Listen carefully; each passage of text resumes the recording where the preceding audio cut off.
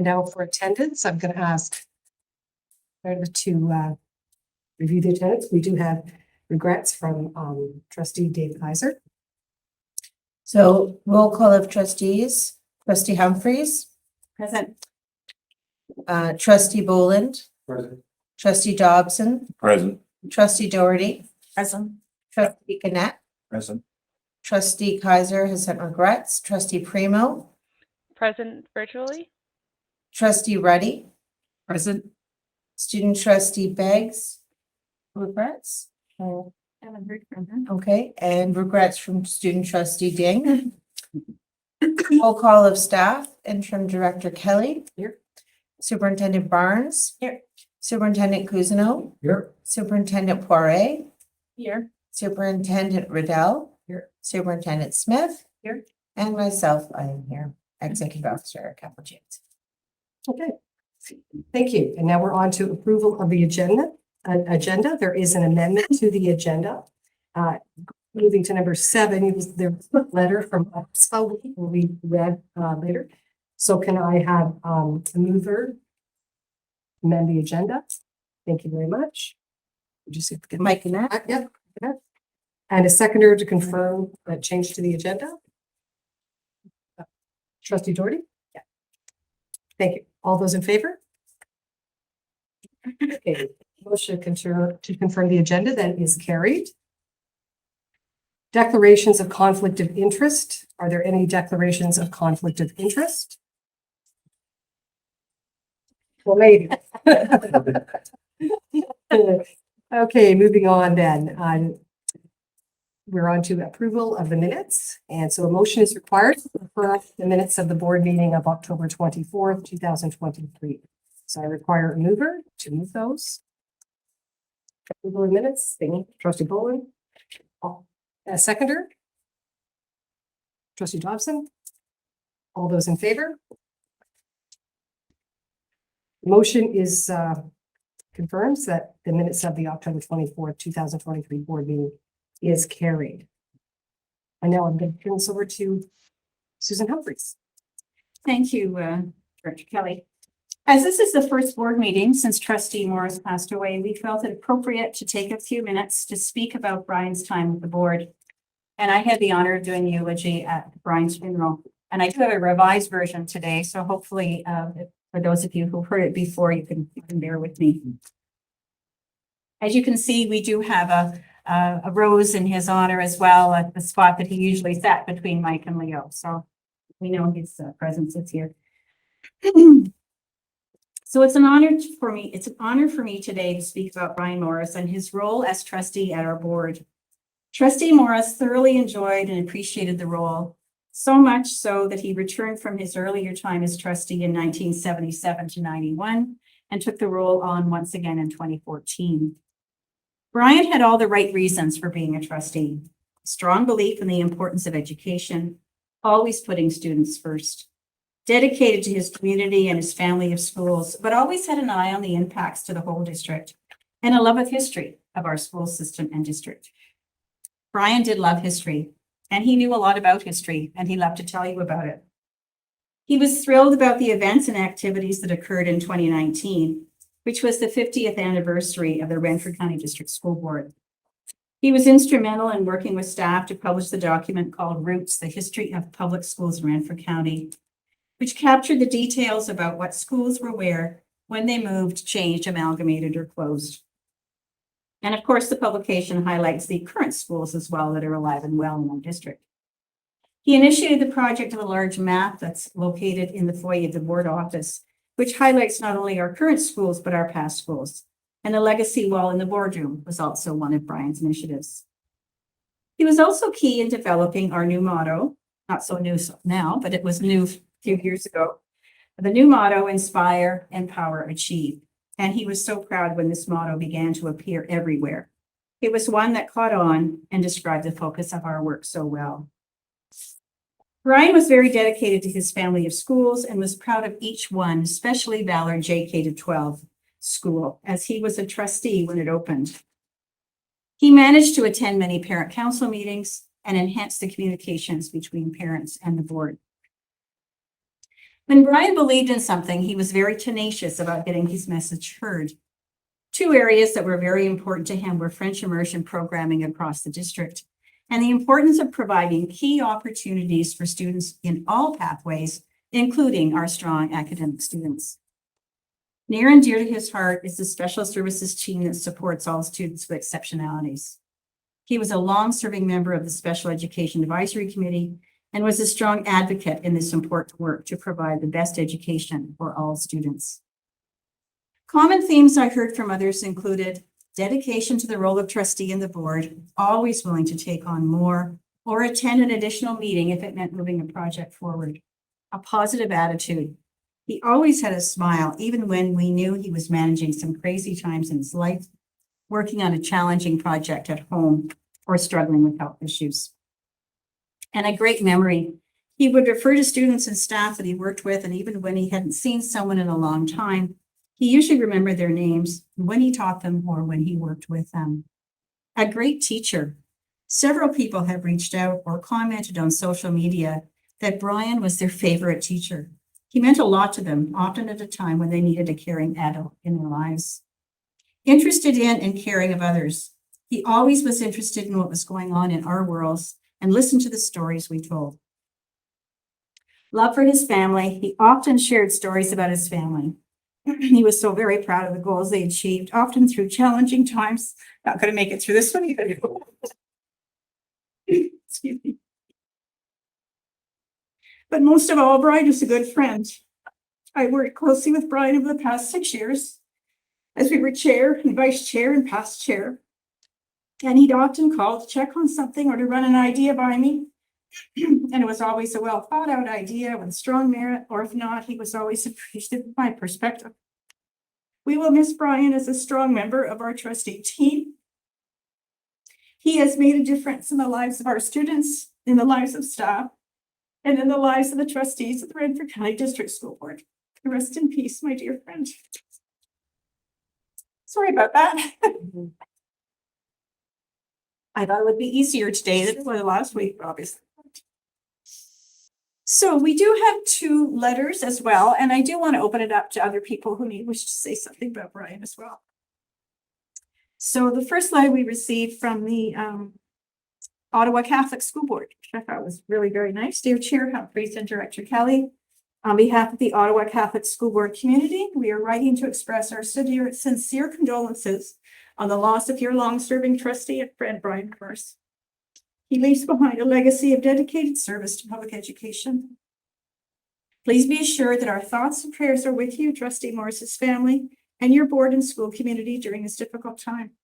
A prayer for Trustee Morris will be said at the next board meeting.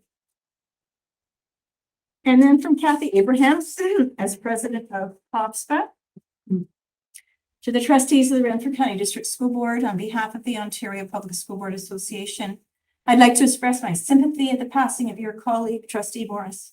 I was so sorry to hear of your loss.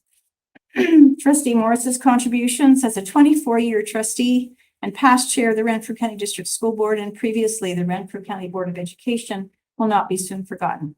I know how much he will be missed by all who knew him. The board will surely miss his presence at the table in the months to come.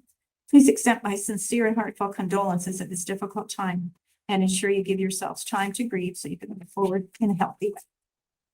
Very nice. Okay, so anybody else wish to add a few comments? Or maybe I've said enough already, I'm not sure. I have, well, for me, so it just, and then I have a letter from Dave Kaiser that I'll read out. But, so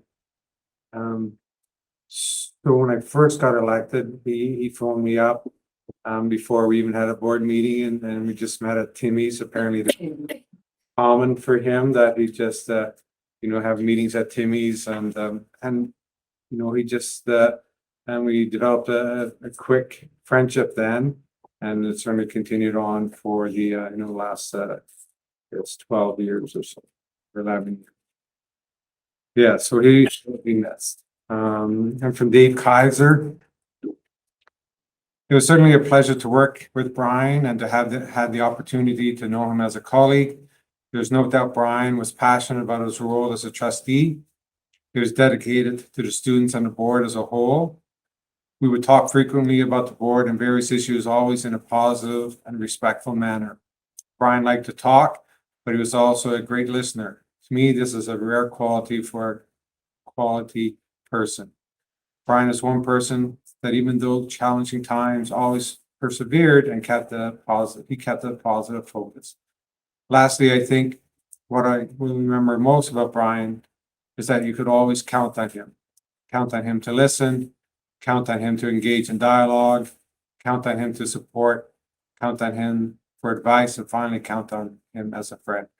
I will truly miss my trustee colleague. Thanks, Brian. Thank you. Thank you, Leo. Thank you. Dave, can I, for that, anybody else have any other comments? Trustee Gibbett. I'll just be brief. I met Brian many, many years ago when he was became an interim vice principal at Fellows High School. And then after I retired, he was one of the people that encouraged me to sitting in his chair today. And he never officially mentored me, but he mentored me. Anybody sitting around the table here could think of as their young, middle-aged, and more senior in years, probably have a couple of key people in their lives that they can think of. And Brian is my most recent mentor. So for that, I'm forever appreciative. Thanks, Brian. Thank you very much. Okay. Yes, Dave Dobson, sorry. I was going to say, as a new trustee, he was really a mentor for me. Like I would sit beside him and I'd ask him questions, and he would always give me suggestions. But the compassion and the caring and the dedication to the job. After the surgery, he came in a couple days later, and I could tell he was in a lot of pain. And I said, Brian, maybe you should stay at home. He goes, I don't want to miss out on anything. He said, this is my rock, and I'm not. If I wasn't here, I was afraid I was going to be missing something, which speaks volumes of him. True, very true. Jacqueline?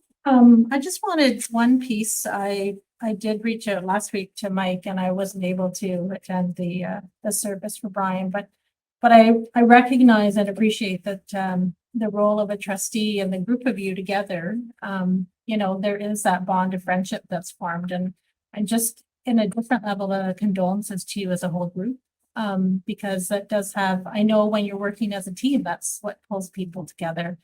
The other thing is just, you're right. All the things that you were saying, Susan, made me have a little smile. The history piece for Brian. I'm not always good at remembering people's tags, but, he often referred to the dark ages of something or the history of things, but he is very good at remembering the history. But the other part that I feel is he valued the people that he thought had supported him. And I saw that a lot in SEAC, and the thanks that he gave for the staff and the praise that he would give for the support that he saw that he had in his own family over the years, and then to encourage and support us to be able to continue that work as a district for other families and students. So just a little note of appreciation for that and an impact that Brian did have. Thank you. Thank you. Okay. Kristen? Just, well, Brian, I'm not sure, Jenny, if he was on your interview panel, but he was on the interview panel a year and a half ago, and he was just so aglow when you were being interviewed, but just, the way he spoke of Renfrew County in that moment, he gave the introduction and everything, was really important and completely devout to it. Last year, he and I met for coffee a few times about Rethink. And then in the spring, we met just, as really just to get to know each other, share some similar life experiences. But as many of you said, and Mikey mentioned it, and so did Leo and Susan, he was a really great listener. And he really listened to the needs of the district across all stakeholders and, did what he could to make sure that things are possible for everyone. So only knew him a short time, but a wonderful person. Thanks, Kristen. I'd just like to share condolences that were passed through me from the Renfrew Catholic County District School Board, Director of Education, Mark Searson.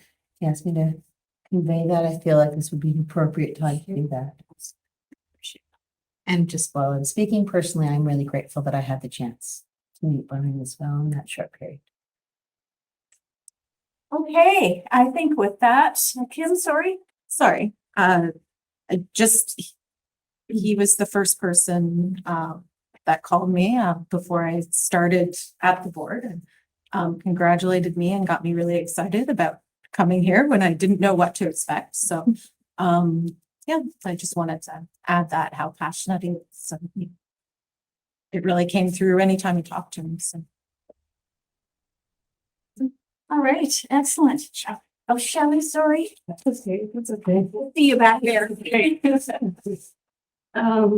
He had a remarkable way of quietly showing care and consideration.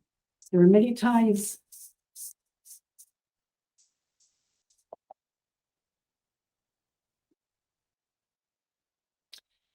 he would leave a cup of tea on my desk.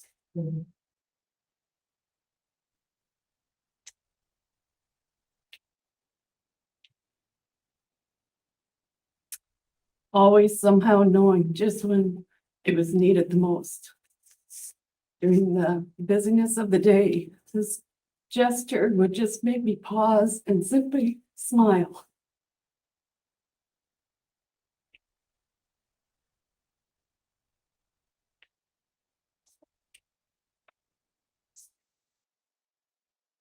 It wasn't only the treat of getting a tea, but realizing Brian was extending kindness.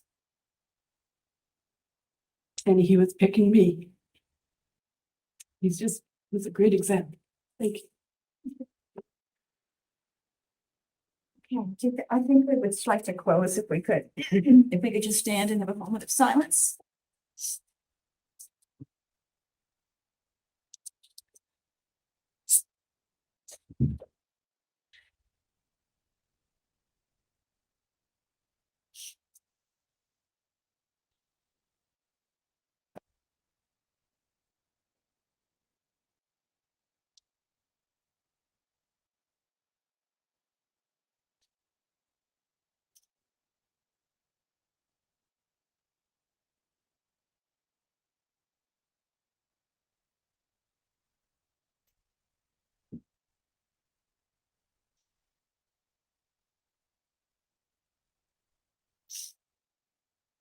Thank you very much.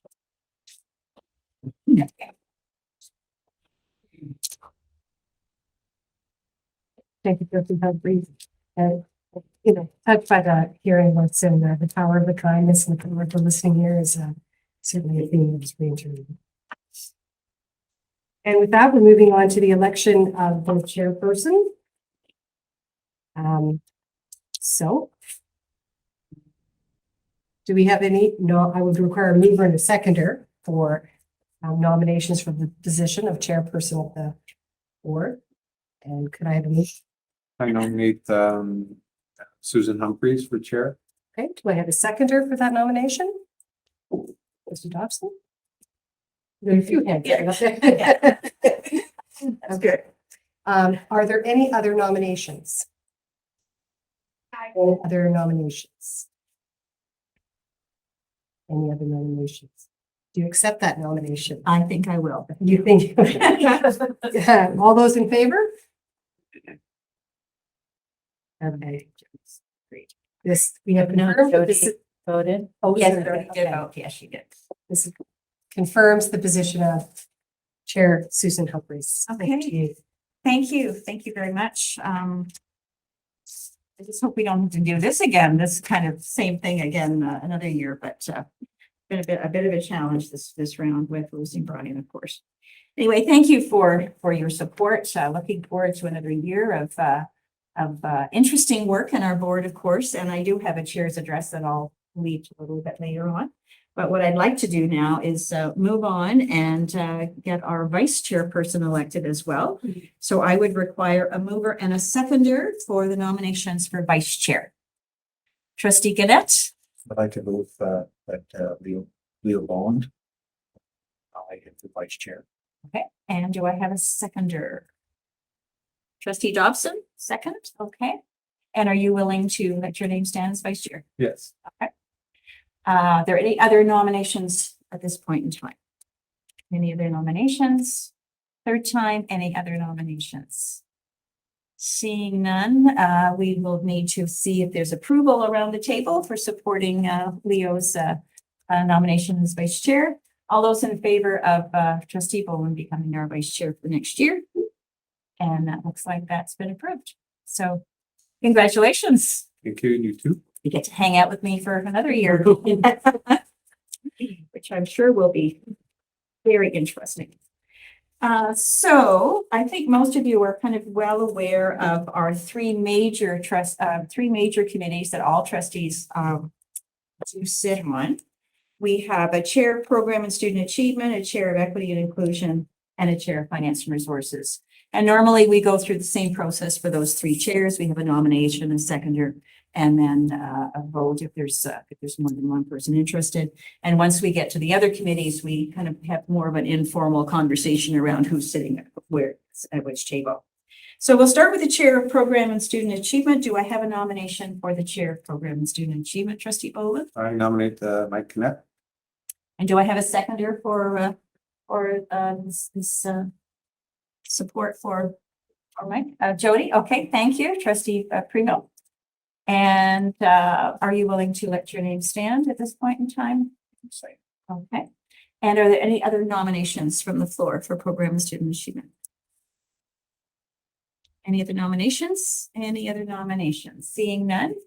All those in favor of supporting trustee Gannett as the chair of program and student achievement? And that is carried. Congratulations, trustee Gannett. Thank you. Carrying on for another year. That's excellent. Thank you. The chair of finance and resources, we'll do that one next. And I'm looking for a nomination for the chair of finance and resources. Yes, trustee Doherty. I'd like to nominate trustee Bowen. Trustee Bowen. Okay, do I have a seconder for trustee Bowen? Okay, trustee Reddy is seconding that nomination. Are there any other nominations? I should ask you, are you willing to let your name stand? Sorry. Thank you. Are there any other nominations from the floor for chair of finance and resources? Any other nominations? Any further nominations? Seeing none, declare the nominations closed. And all those in favor of supporting trustee Bowen as the chair of finance and resources? And everybody is unanimously supporting that. And thank you very much. That is carried. Thank you, everyone. Chair of equity and inclusion. Do we, I know, anyway, we'll just carry on. Do we have a nomination for a chair of equity and inclusion? Nominate Dave Kaiser. Dave Kaiser. Okay, thank you. Any other, is there a seconder to support Dave Kaiser in that position? Okay, thanks. Trustee Gannett, seconding that. Trustee Kaiser has indicated that he would like to remain as chair of that committee if at all possible. So he will stand. Are there any other nominations from the floor for chair of equity and inclusion? Any other nominations? Any other nominations? Seeing none, I declare nominations closed. All those in favor of support trustee Kaiser as chair of equity and inclusion? And that is supported as well. So congratulations to Chair Kaiser, who was unable to be with us today. So that's great. We've got that team in place. And I believe that you received in your package. A list of the committees and. Okay, anyway, you will have received the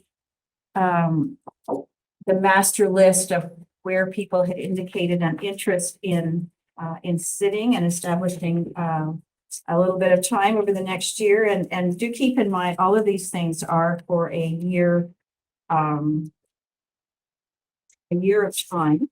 But we also recognize that we will be having an additional trustee joining us at some point in the future that will also be able to alleviate perhaps some of the pressure of time that we have right now with regards to some of these specific items. So you probably have seen, this was sent out, wasn't it? Am I dreaming that this was sent out? Okay, this single, I can't forget which one went out, right? So this single chart, I believe that Shelley had sent out in the package that lists all the committees. But we do have a couple of vacancies still, and those are ones that we're concerned about. I think everybody pretty much got what they had asked for or indicated an interest in, at least I hope they did. We generally try to do that. But we do currently have a vacancy in audit. We also have a vacancy in SEAC, or the Special Education Advisory Committee, as well as an alternate in that location. The other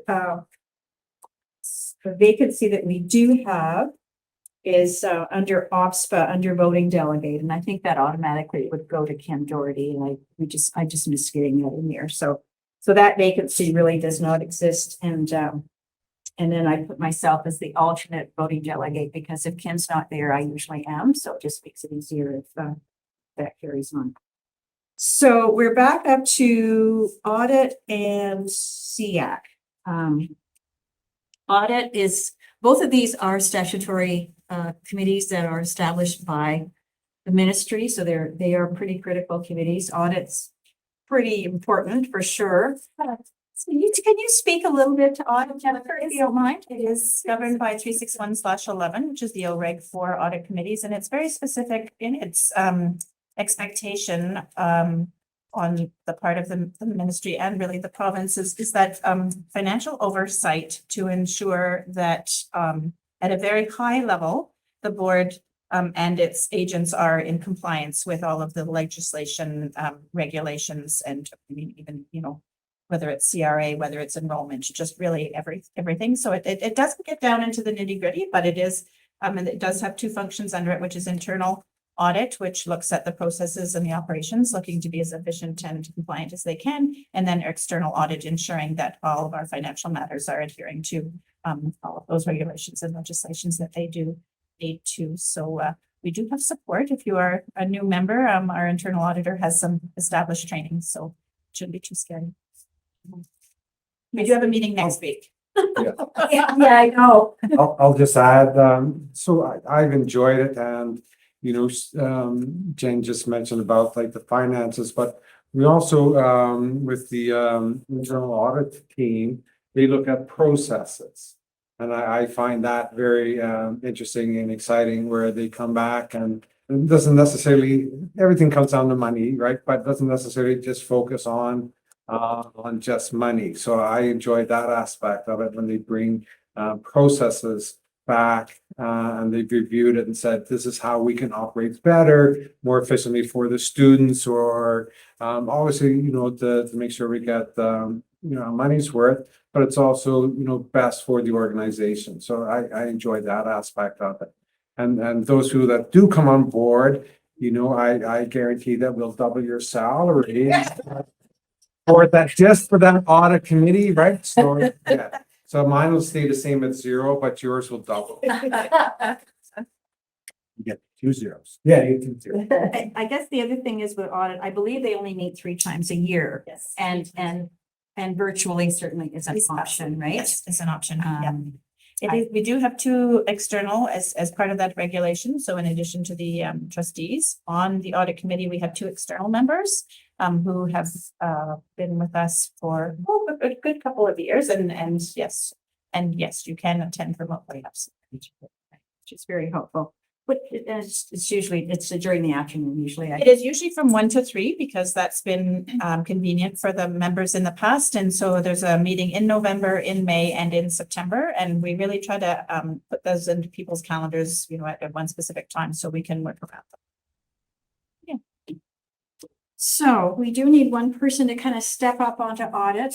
And again, as I say, we are, you know, once we replace Brian, we will have a bit more manpower or woman power around the table that we can share some of these things. But in the meantime, that one and SEAC as well are 2 that we really do need to find some people to step up to. So do you want to talk a bit about SEAC, Mike, just for? Yeah, but before I do that, just permission to talk about audit. You can. I have taken in 2 audit committee meetings. Clearly, it's not my love or my thing. However, Brian's probably looking down right now saying, at least temporarily, consider this. I guess my concern is, I'm being really honest, it's not my thing, but I would be willing in the interim until we get a replacement. Or, I mean, he's irreplaceable until we get someone else. I would consider doing that. I would begrudgingly, but Brian's pressing me right now. So, I'll be frank about it. So, I would be willing in the short term to temporarily take that on. I'm hoping whoever replacing Brian Loves it. loves it like Leo. Because I will be, whoever that person is, I'll be, hey, oh, that's great.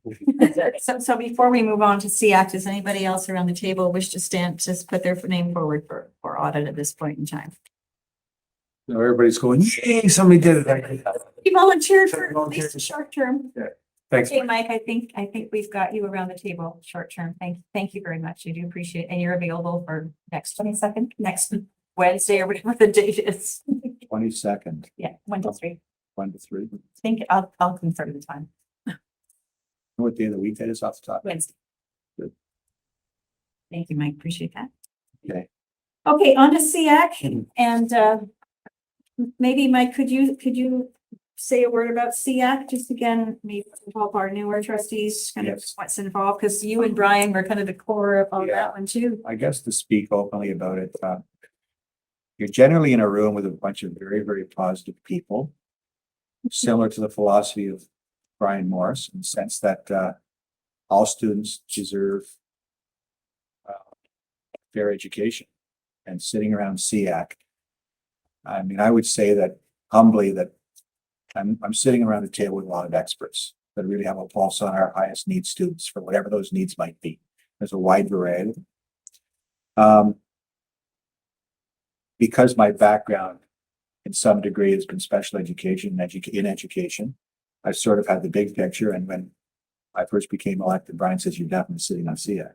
And he was very determined. I said, yes, Brian, I said, I feel comfortable with that. So you don't have to have a background specifically in special education, just like some of the people who sit on the board that weren't formerly educators. They sometimes come up with questions and ideas that necessarily educators wouldn't think of. I've had the privilege of working alongside Jacqueline, getting to know Jacqueline in her capacity, now Jenny Smith. Angela McGregor replaced Bill Smith. And I must say, it's not just interesting, but you walk out of there thinking, you know, our board, I understand why our board, quote, often says overspends when it comes to our most vulnerable. And I can understand why. So it can be a very rewarding committee to sit on. I guess like anything else, like with audit, a lot of it comes down to money. We do the best we can and we try to use our resources wisely. And I think you can be part of listening to that conversation and putting your 2 cents in where it belongs. So that's it in a nutshell. It meets once a month. I believe it's the 3rd Wednesday of every month. Today. Come on out there. So if anybody wants to stick around, actually see what it's like. But I find it very rewarding and I feel comfortable sitting in that chair. And it will be quite a loss not having my co-trustee and fellow trustee Brian sitting beside. And people do call in virtually as well on SEAC? On occasion, they Okay. do. We're it's a fairly tightly knit group, but on occasion things come up. I mean, you know, I'm still a traditionalist where, you know, family comes first. If there's a crisis going on or there's something you need to be away for, by all means. We're a pretty, I would say, Jenny, an easygoing bunch. Yeah, I'd say. No, I mean, just very open. Okay. That's it in a nutshell.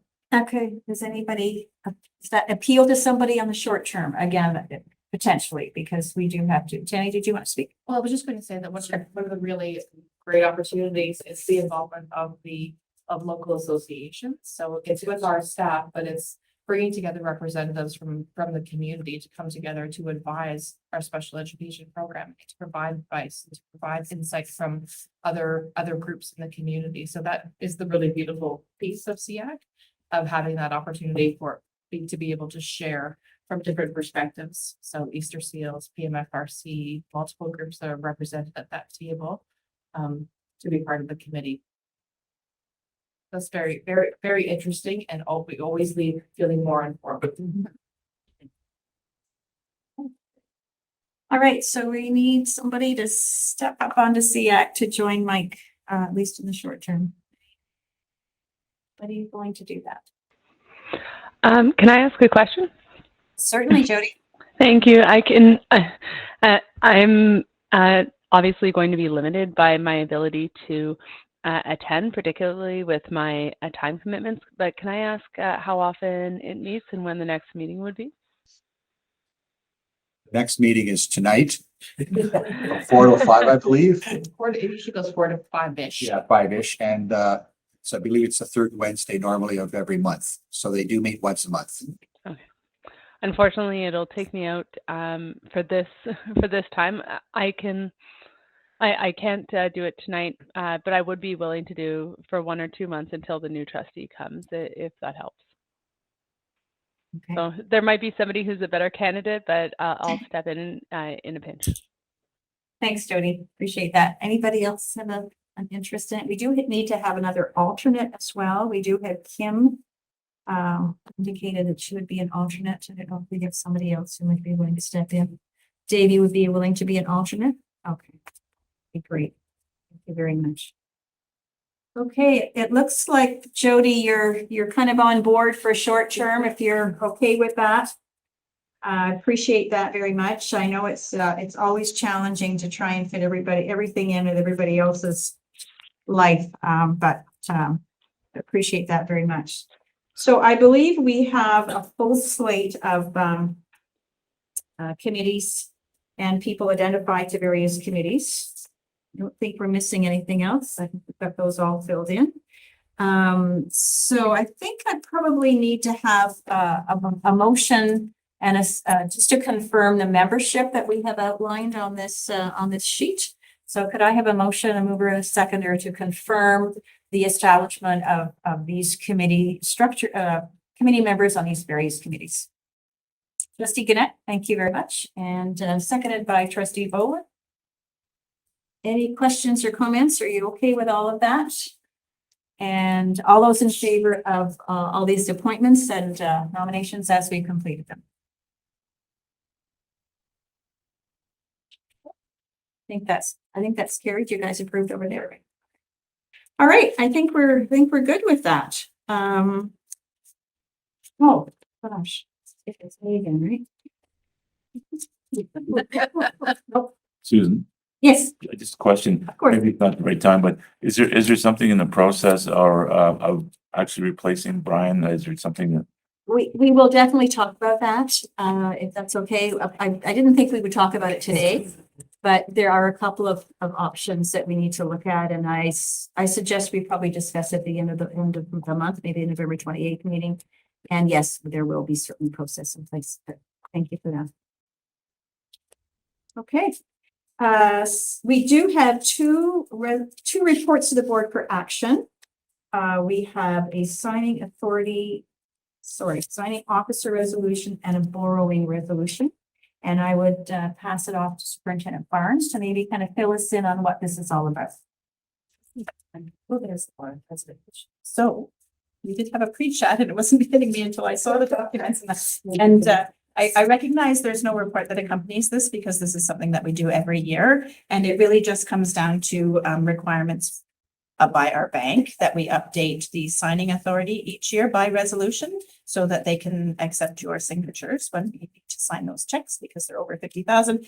And then should we be in a position to access the funds that we have available to borrow, it would give, Susan, you would put your name in that signing officer resolution as chairperson of the board. And just for those who are new at the table, being a geographically vast board. We add that additional Pembroke area trustee. We add Leo because sometimes people aren't available and we need often 2 signatures on everything. So it just gives us a little bit of flexibility. So there are a lot of words there, Susan. I don't know if you want to read them all or just. I don't know that we need to, everybody got it in their package, so they know what it is, and it's really more for information and update, correct? So, Yep, and an update of signatures, and then we would take those updated signatures and pass them along with the board as long as everybody's on side. so the board understands why we're doing this, and it's just a matter of formality, making sure we can financially carry on if need be, so. Any questions or concerns or wonderings from the trustees about this? We will have done it last year as well, but you may not remember, so. Yes, Leo. So just to highlight the second part, right? Just for information for everybody here, have we ever used any of the like the 12 million before? Have we needed to go into that? I believe our cash flow is quite, we have not had to. Our cash flow is such that the ministry flows the funds throughout the year to meet our expenditures. And so we haven't been in a position to make use of it, but we are required to have it, should that be the case. And I would think the only thing that would come to mind is for whatever reason, the expenditures were coming out on Thursday and, you know, the grants were coming in till Friday type. But no, we haven't had to. Well, that's good to know that you haven't had to dip into the 12 million. So it's like a select line of $12 million, right? Yeah, we wouldn't be fiscally responsible if we were having to rely on our line of credit to operate, right? So it's really there just to cover those instances, much like probably everybody's personal finances where your paycheck arrives one day and the mortgage is coming out the next, in that type of things. Okay. So hopefully that helps people understand why we're doing this. It's really just an information, just an update, just so that you're aware that this is done every year.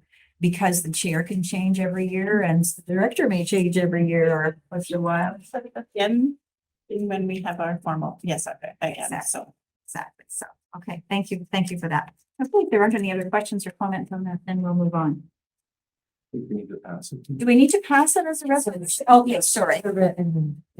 Yeah, okay. So could I have a motion? Lost it, yeah. Okay, I guess I better read it out. As the chair, I should. Signing officer resolution, whereas Renfrew County District School Board appoints signing officers each year, be it therefore resolved that the signing officers for 2024 be the chairperson of the board, for Pembroke area trustee Leah Boland, the interim director of education Erin Kelly, the superintendent of business corporate services Jennifer Barnes. Or say my name. Chairperson of the board, Susan Humphries. Okay. We'll be more specific. For the record. For the record. Okay, for the record. So we have a resolution. Do I have a motion to accept this resolution and make this motion? Say thank you, trustee Gannett. Do I have a seconder for this motion? Trustee Doherty? Any questions or comments or concerns about this resolution? If not, all those in favor of supporting passing this resolution? And that's carried. Thank you very much. Okay, I think we got that looked after. Any other business? The boring resolution. Oh, do I have to do that for that? Yeah. Oh my goodness. Sorry. That was me. That was my outside voice. The borrowing resolution. Yes, I apologize. Now I see it. Oh my goodness. All right. Whereas the Renfrew County District School Board, 1270 Pembroke Street, West Pembroke, Ontario, deems it necessary to borrow funds not to exceed $12 million at any one time to meet until revenues are collected the current expenditures of the board for 2024. Be it therefore resolved as follows. The signing officers are hereby authorized to borrow from the Bank of Montreal, Pembroke, Ontario, from time to time, a sum or sums not exceeding at any one time $12 million to meet until revenues are collected the current expenditures of the board for 2024. Number 2, the signing officers are hereby authorized to sign on behalf of the board and to secure with the bank a line of credit for the sum or sums as borrowed with interest at such rate as the bank from time to time may determine or as governed by an interest calculation agreement with the bank. Number 3, the treasurer is hereby authorized and directed to furnish to the said bank as it may from time to time request a statement showing the nature and amount of the estimated revenues of the current year not yet collected of the estimated revenues of the board as set forth in the estimates adopted for the next preceding year, and also showing the total of any amounts borrowed in the current year and in any preceding year they have not been repaid. It's a very long sentence. We should perhaps break that up. Isn't this exciting? Sounds like audit committee. I wish. Number 4, it's very important. All sums borrowed from the said bank shall with interest thereon be a charge upon the whole or any part or parts of the revenues of the board for the current year and for any preceding years as and when such revenues are received. And number 5, the treasurer is hereby authorized and directed to apply in payment of all sums borrowed from the said bank with interest thereon, all of the money hereafter collected or received on account or realized in respective revenues for the current year and for any preceding years. And I believe the Director Kelly will be signing that certificate. So do I have a motion to move this resolution forward, to accept this resolution? Trustee Bowen, thank you. Do I have a seconder? Trustee Doherty, any questions or comments on this particular resolution? All those in favor of supporting to pass this resolution? And that is confirmed. Thank you very much. It's just the 2, right?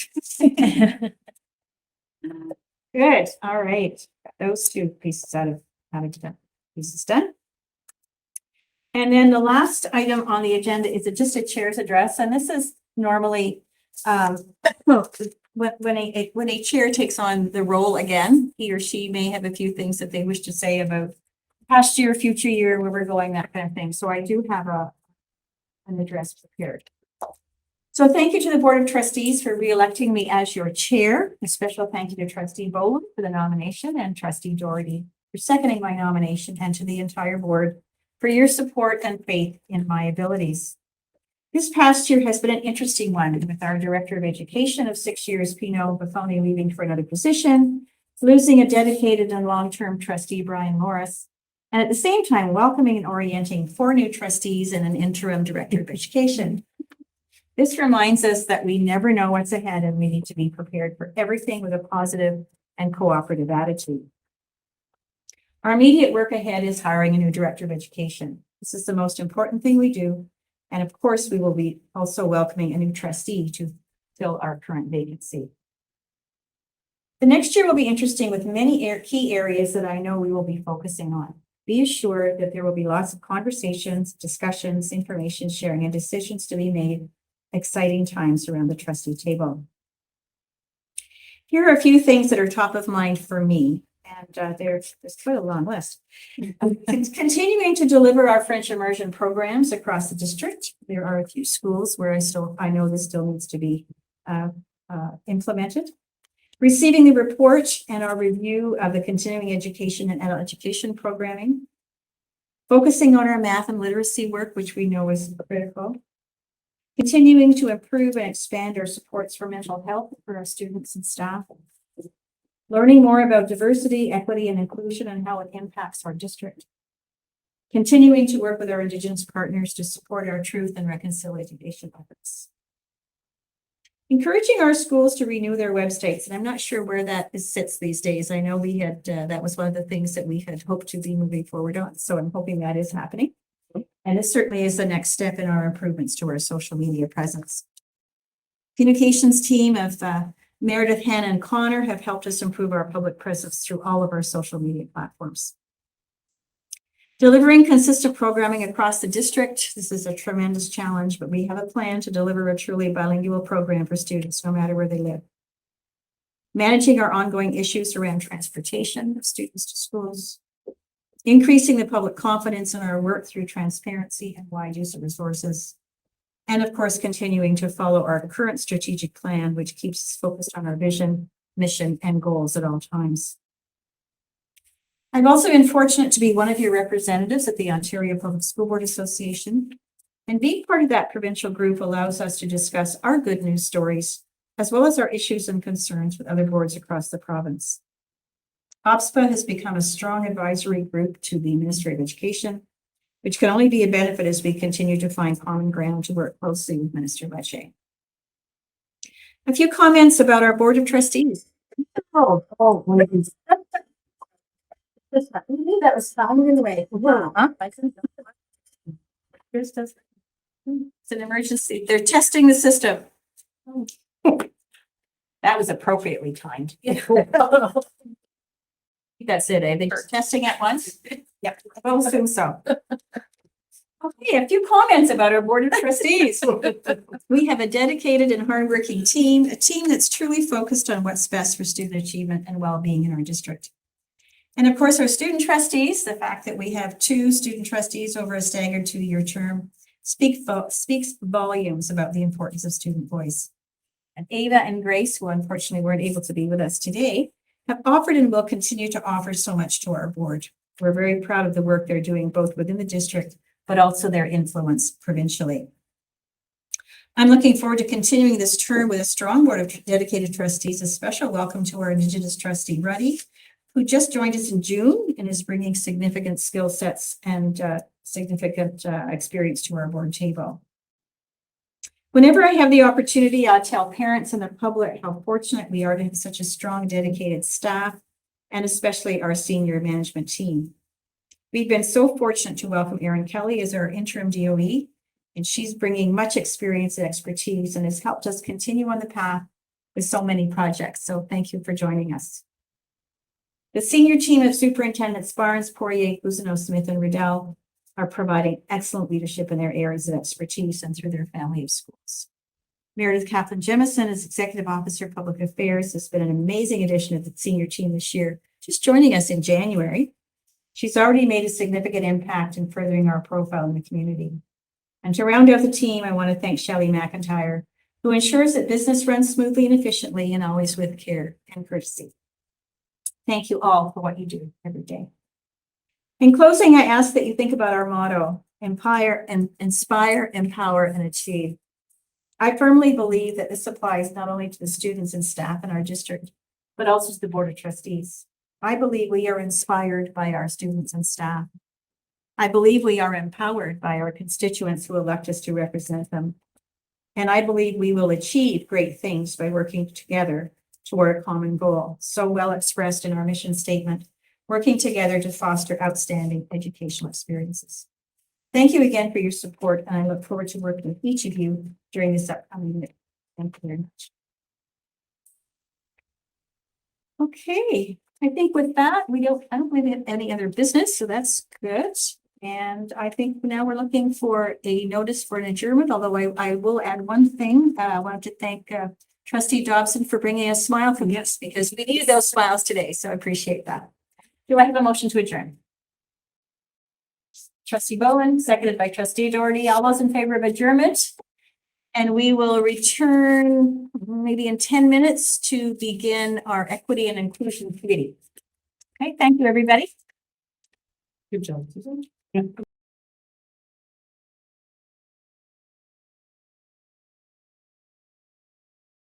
Is doing weird things without me. That's not a good. I'd like to call this meeting to order. In the absence of Trustee Kaiser, I'm going to be sitting in as chair of the Equity and Inclusion Committee today. We do have one item on the agenda, I believe, if I could just find it back. This is the weirdest thing I've ever seen. You got a few screens there. I know. We only have one item on the agenda. Is there anything else that should be on this agenda today? Before we get approval of the agenda. Okay. Could I have a motion to approve the agenda that has one item currently on it? Trustee Doherty, thank you. Do I have a seconder for that? Trustee Gannett, thank you very much. All in favor of accepting this agenda as established? And that is carried. Thank you. Is there any conflict of interest on this agenda item today? Seeing none, I think we will move on. And with that, I would like to turn it over to is one of the SOs. Oh, sorry, Renald. I knew The Masked Singer. Oh. I knew one of you would be introducing Amy, and I was anyway. My apologies. So Renald, Superintendent Cousineau, could I call on you to introduce our next presenter? Absolutely. Thank you, Susan. It's always a pleasure to present our annual action plan for our work in equity, anti-oppression, and anti-racism. We continue to align our work based on the 4 categories of the Ontario Education Equity Action Plan. So classroom and school practices, data collection, reporting and integration, leadership governance and human resources, and finally, organization culture change. So that's pretty all encompassing. It's always important to remind ourselves that the work we do, it really is anchored in the Ontario Human Rights Code. It is challenging work because it requires us to think differently and really to foster a climate where everyone can show up and be their true selves and their full selves. Couple of highlights from this year's plan. In addition to the continuation of some of the work, want to draw your attention on specifically the second RCDSB staff demographic data collection. 2 years ago, we did the first one. Last year, we did student data collection. We had a very, very high response rate, which was very encouraging.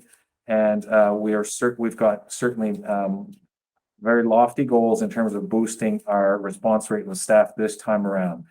And we certainly also want to try to leverage student voice further this year throughout the work. So without any further ado, I'll turn it over to Amy Johnson, Principal for Equity, Anti-Racism and Anti-Oppression. She'll walk us through the plan. You've received a copy of the plan, but through slides, she will capture the essence of the work, and then we're happy to answer any questions that people may have. Thanks, Ronald, and thanks everyone for having me. I always appreciate the chance to come and talk to members of the organization about equity, anti-racism, and anti-oppression. I remain passionate and committed to the work, and I really like actually taking the time to reflect on sort of some of the progress we've made for the past couple of years and where we're headed for this year. So I really appreciate being here. As Ronald mentioned, these are the ministry's 4 pillars. And so when we started this work back in 2020, we created our action plan here in the district to mimic those 4 areas. And we're going to highlight a few of them as Ronald already talked about, but I'm going to start in that order. The first thing I want to do is actually go back to last year around this time when we were together. And I was reporting on some data collection that we were about to launch into last year, and that was on student belonging. And in particular, we asked students across our district from grade 4 to grade 12 if they felt that their identity and culture were seen in schools and in their classroom. Okay. And we actually had a we didn't have a lot of data on this. It was the first time we've asked across the district. But EQAO collects similar type of data. So last year, our goal was we wanted 55% of students who agree or strongly agree that they see themselves, their identity and their culture reflected in their school and in their classroom. Ideally, we would all like to see 100% of our students see their identity and culture reflected in their school and in their classroom. But we just used that because it was similar to some questions that EQAO data had already collected, perceptual data. And here are the results. They were not, we did not meet our target in having students report that they see their identity and their culture in schools and in their classrooms. So we have some work to do in terms of this data collection. So at the moment, school leaders are taking a look. This is district-wide data. And elementary, we asked grades 4 to grade 8, and then grade 9 to grade 12 in secondary. And you can see the numbers there. So right now, schools are digging a little bit into their own particular data set and doing lots of talking about how the next time we collect that data, we can see that number go up. I will say one of the first questions, even when we talk about it in the principal, vice principal groups is, well, how do we know if students even understand those words, right? Like what their identity is and what their culture is. And what I will say to that, a couple of things. First of all, we didn't ask that data, right? So anytime we use data, we have the data that we asked and what is given. So we didn't ask the question, Do you understand the words identity and culture? However, what we did do was we provided, through consultation with the unions, both OSSTF and ETFO, lesson plans that teachers could choose to use prior to collecting the climate survey data. we also didn't collect the data on how many teachers did that, but those lessons were there for them to use if they so desired. So I don't know if anyone has any questions just right now, because this is the only one sort of I'm looking backwards on today. But this is something that schools are talking about now that we're hoping to raise before we collect the data the next time. Because obviously there's some work to do here in terms of students seeing themselves in their classroom and in their school. Yeah, Mike? Just one brief question. Do we have any data on, let's say, similar sized boards, particularly rural boards, that have any statistics? Are they searching some of this too? I'm just wondering, sort of a comparison study for board X, Y, and Z. Like, are those typical provincial numbers? Are they high? Are they low? I mean, they appear low. That's a great question. I don't have any other numbers off the top of my head. The numbers that I know off the top of my head are targets that other boards are setting. So for example, Upper Canada is relatively close to us. They're not the same size as us, but they're in the same region. And they set their target at 100%, and they haven't met it yet. I don't know where they're at, but I do know that because I was just in a regional meeting. But that's a great question, and I could probably look into some of that and get back to you. Because I know this data is fairly new. It's very new.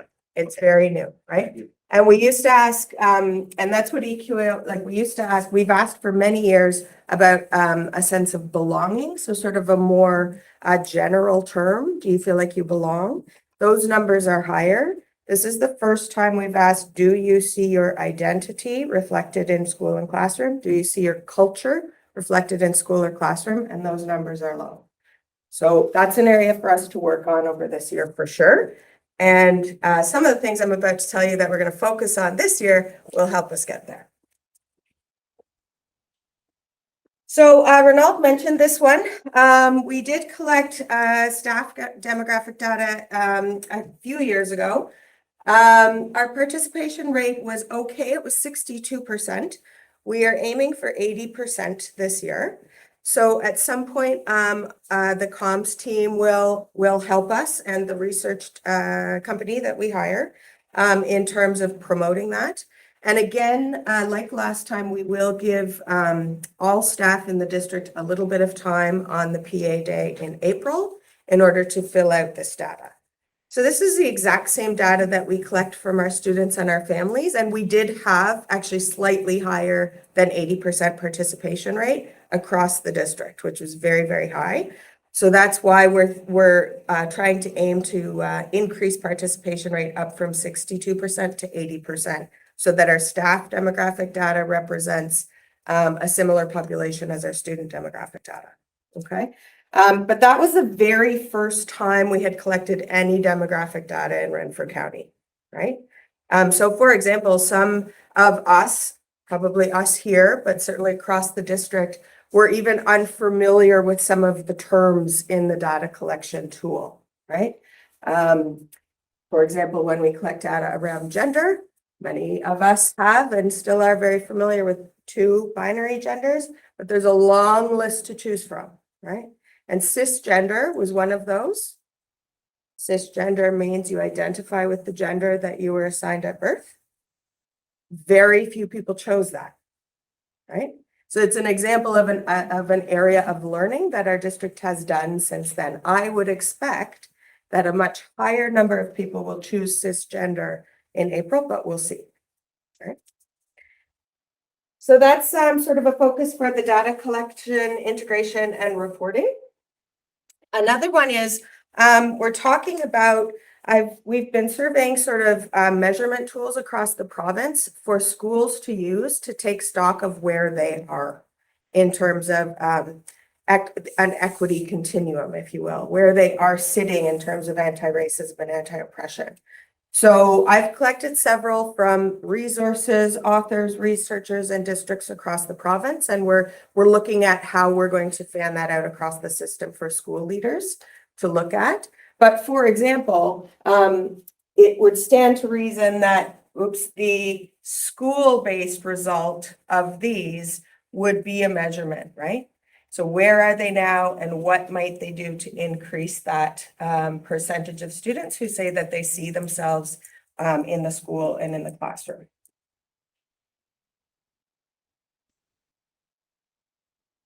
Oh, yeah. I don't think I'll click on that one. So moving on to school and classroom practices. One of the ones I wanted to highlight for you today is the work that we've been doing in terms of resource review and selection. And the guideline is posted on our website. I don't think I'm going to click on the whole guideline, but I did want to tell you a little bit about it. So essentially what it means to do a resource review is taking a look at a collection of resources. So that can be done at a variety of levels. A classroom teacher, for example, a kinder teacher, could take a look at all the read alouds they read at kinder, read aloud, circle time, every day for the year. And that's a collection. A grade 9 de-streamed English class teacher could look at all the resources they use for de-streamed English. And a library, where those exist, or where it exists with support, can look at a library, right? A principal could look at all the resources in their school. So it's taking a collection of resources and asking critical questions about that collection. Who is the authorship done by? What about the character representation? What about the voices? Whose voices are missing in that collection? Okay. So in terms of library reviews, we've been going into schools in a team. And here's the team that I work with to go into schools and take a look at a library review. So we always have members of the Indigenous Ed team. We have enlisted the help of the librarians where those exist, which are secondary, but for example, in Valor, it's K to 12. In RCIS, it's 7 to 12, etc. Sometimes we bring the TELTCs and the 7 and 8 guidance counselor. And we go in and we try to help the school look at a particular collection in the library. In doing so, you won't be able to see this closely, but if you looked up the whole, I think it's a 6-page document of resource review, which was created a couple of years ago, largely through the librarians and with the community partners of the Canadian School Libraries Association. Those people know how to review resources and weed through them and decide if any are eligible to remove from a library. So this is one of their graphics, and it's called weeding through a process called MUSTY. Right, and if you wanted to take a close look in there, you can see, so the M stands for misleading, the U stands for ugly, the S stands for superseded, the T stands for trivial, I stands for irrelevant, and E stands for elsewhere, okay? So librarians, our library techs are very used to doing this. They do this on a very regular basis, right? Unfortunately, through some media releases, there's been some controversy sometimes over book banning or book approval lists.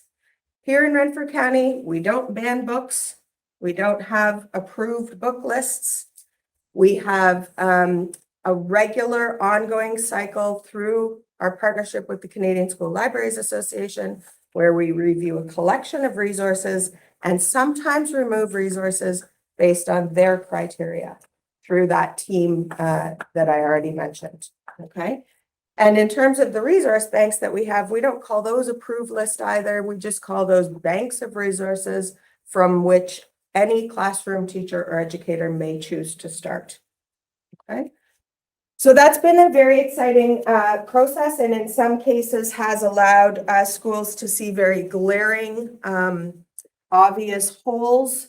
For example, a certain collection may have zero Black authorship or very little Indigenous authorship in the primary level, or very inaccurate or stereotypical portrayal of the queer community through characterization that is stereotypical and harmful rather than accurate and fulsome.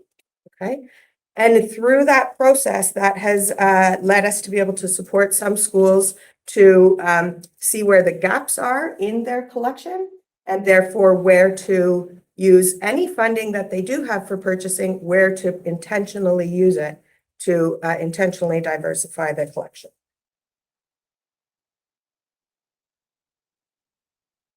Organizational culture change is the third area from the ministry plan and from our plan. And so we've been working hard at leveraging voices and removing barriers for students, staff, and families across the district. This is a little tiny look back over a little bit of time, 6 or 8 months. So this is both a district department, the HR department, and Beachburg Public School lending their voice to the International Holocaust Remembrance Day early in 2023. Black History Month on the left is ADHS, and on the right is a student-led display in Highview. This is Black History Month en français at Sherwood. Muslim Student Association in Arnprior holding a Ramadan potluck in collaboration with the Student Council. So these are all leveraging voices of racialized and or marginalized populations in our system. This was a student-led assembly with community partners for the International Day Against Homophobia, Transphobia, and Biphobia, the Petawawa Family of Schools. And of course, our district-wide Pride events that take place in June. The display on the left is from Pembroke, I think it's from Rockwood. I did just want to mention here, and I will flip this over here. Here we go. I did want to mention that last year we started a fairly intentional partnership with our coterminous board, Renfrew County Catholic District School Board, and that is continuing throughout this year. So it started by just inviting them to one event that we had. And this year they've asked if they can come. So this is RCC DSB Safe and Accepting Schools Twitter feed talking about our event for the Student Pride Forum and thanking us for the invite. And that continues. So they, for example, a couple of weeks ago, we did have a capacity building day for Pride staff leaders in our district. And the Catholic Board sent Pride leaders from their district as well. And we're looking to continue and build upon that partnership between the two boards. And that's something that I think is extremely good for the students, right? It's extremely good for the students. It's a united support.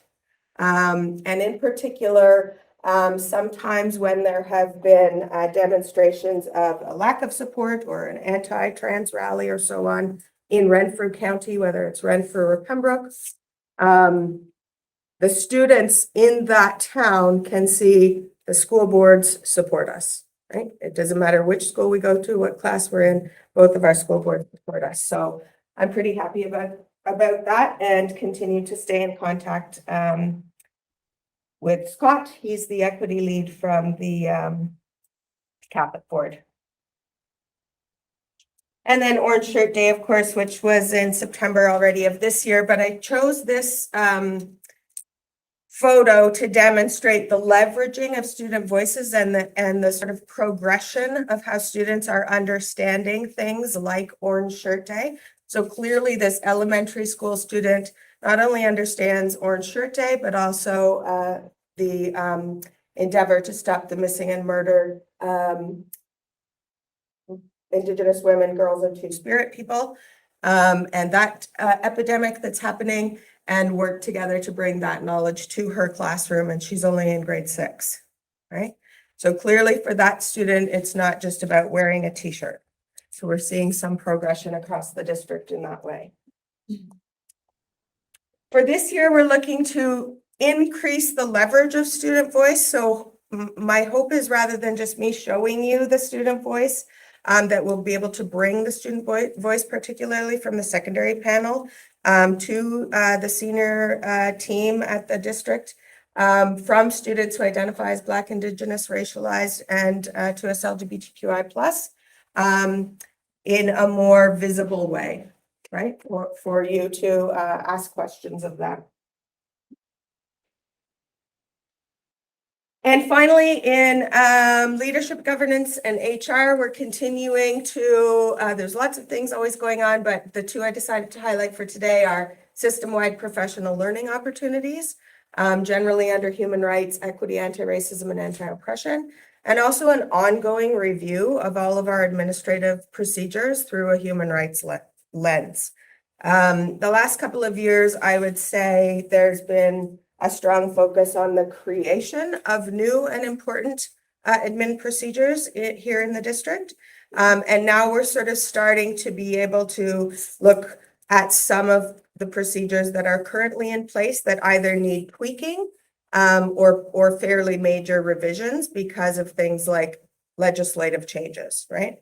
So any admin procedures that exist before 2017, for example, and there are many, do not take into account the Anti-Racism Act or the All Families Are Equal Act in the province of Ontario. So that's ongoing through Meredith and the APRC committee. Two new system-wide professional learning opportunities that I wanted to bring your attention to.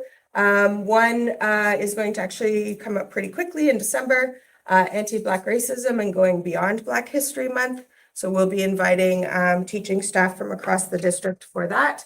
And then in the winter of 2024, I think there's going to be two, but one for sure in collaboration with ECFO, Combating Anti-Semitism and Holocaust Education. And that one will focus on the curriculum change for Holocaust education in grade 6. And we have just learned from the minister and a future curriculum change for 2025 at the secondary level. So those two things have never happened in a formal way yet until this year. So really looking forward to bringing staff together to talking about that. And that is my summary of the highlights for this year. And I'm happy to take questions. Were you about to ask one, Leo? I was. So if you go Awesome. back to your sure can. previous. So I'm hoping and I'm assuming that, once you have these two presentations ongoing, that you'll let us know what will be like covered in those. So that we'll have a better understanding of what you're presenting to the students, so that Holocaust, anti-Semitism, anti-Black racism, so that we're on the same level as everybody else of what's being presented. Yeah, for sure. I can tell you generally that both of these and any professional learning opportunities in the human rights arena, I'll say, have a few common strands. And so one of them is centering the voices of the group, right? So working hard with Black educational organizations and Jewish organizational partners to work on these two. And those voices will be centered in the professional learning. And then, of course, using any, sort of educational guidelines that already exist in the province of Ontario. So, for example, the Ontario College of Teachers put out an advisory on anti-Black racism post-pandemic, probably about a year and a half ago, digging into that, and then a real focus on how teachers can embed the strategies into their classroom. So those are general things. So for example, in the winter of 2024, we're having provincial ECFO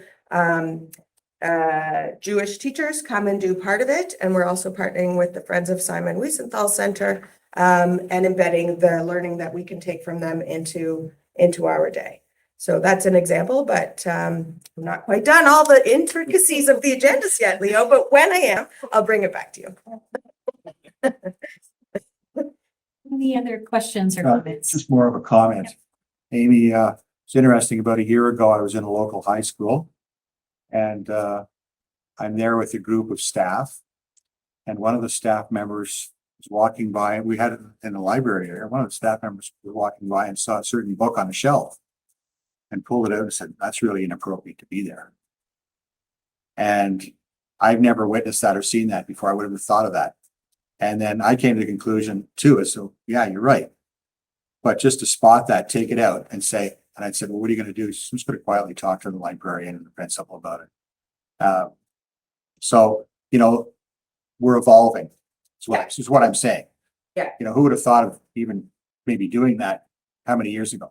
Yeah, for sure. And it's bigger than just us, right? Like publishing companies, for example, 30 years ago would create things like series of cultures around the world.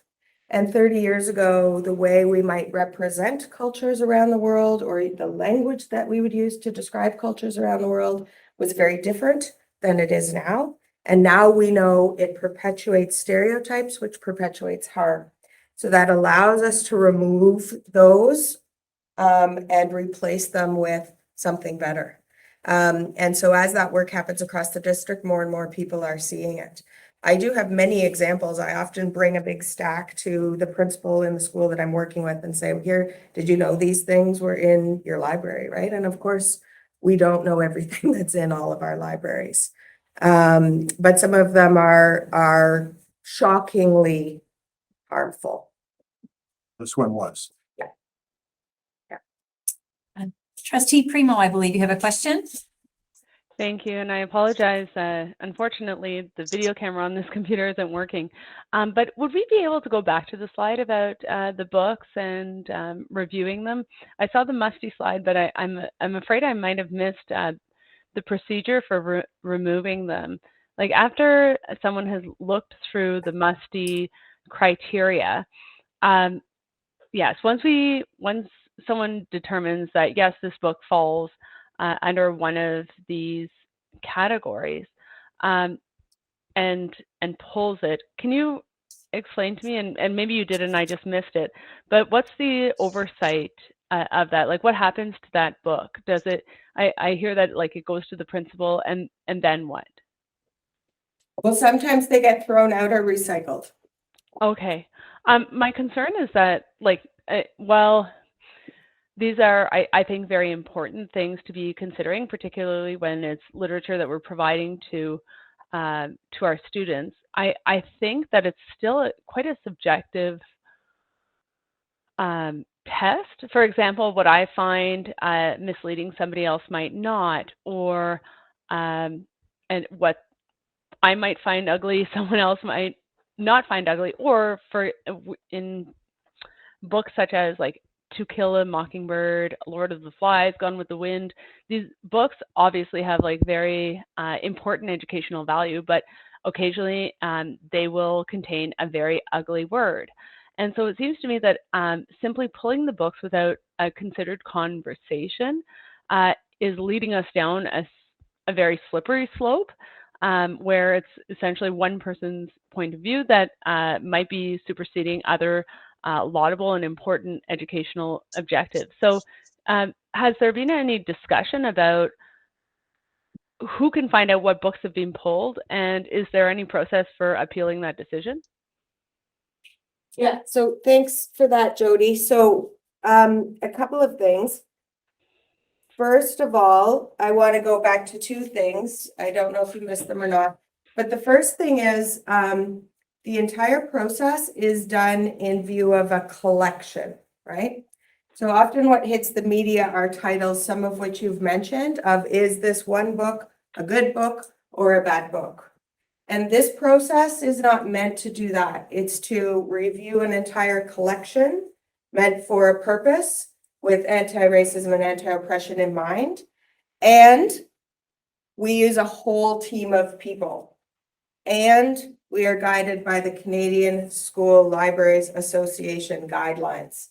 This one graphic that I put up, Jody, is a very tiny snippet of those guidelines and of the guidelines we use in the district. So I share your concern. I'm an English teacher. I love books. I probably read 3 books a week. I do not like throwing out books. And we don't throw out books lightly. But this is the process that we use, and the team and the criteria that we've created largely in partnership with the Canadian School Libraries Association is what guides us. And although I said, and it is true, that some old books in our library are shockingly harmful, I'm gonna tell you, actually, the largest reason we throw books out is because they're old and broken or ripped. That's the largest reason. So for example, in one school, there was a huge collection, there must have been 60 books that was donated to the Renfrew County District School Board by a former teacher in 1967.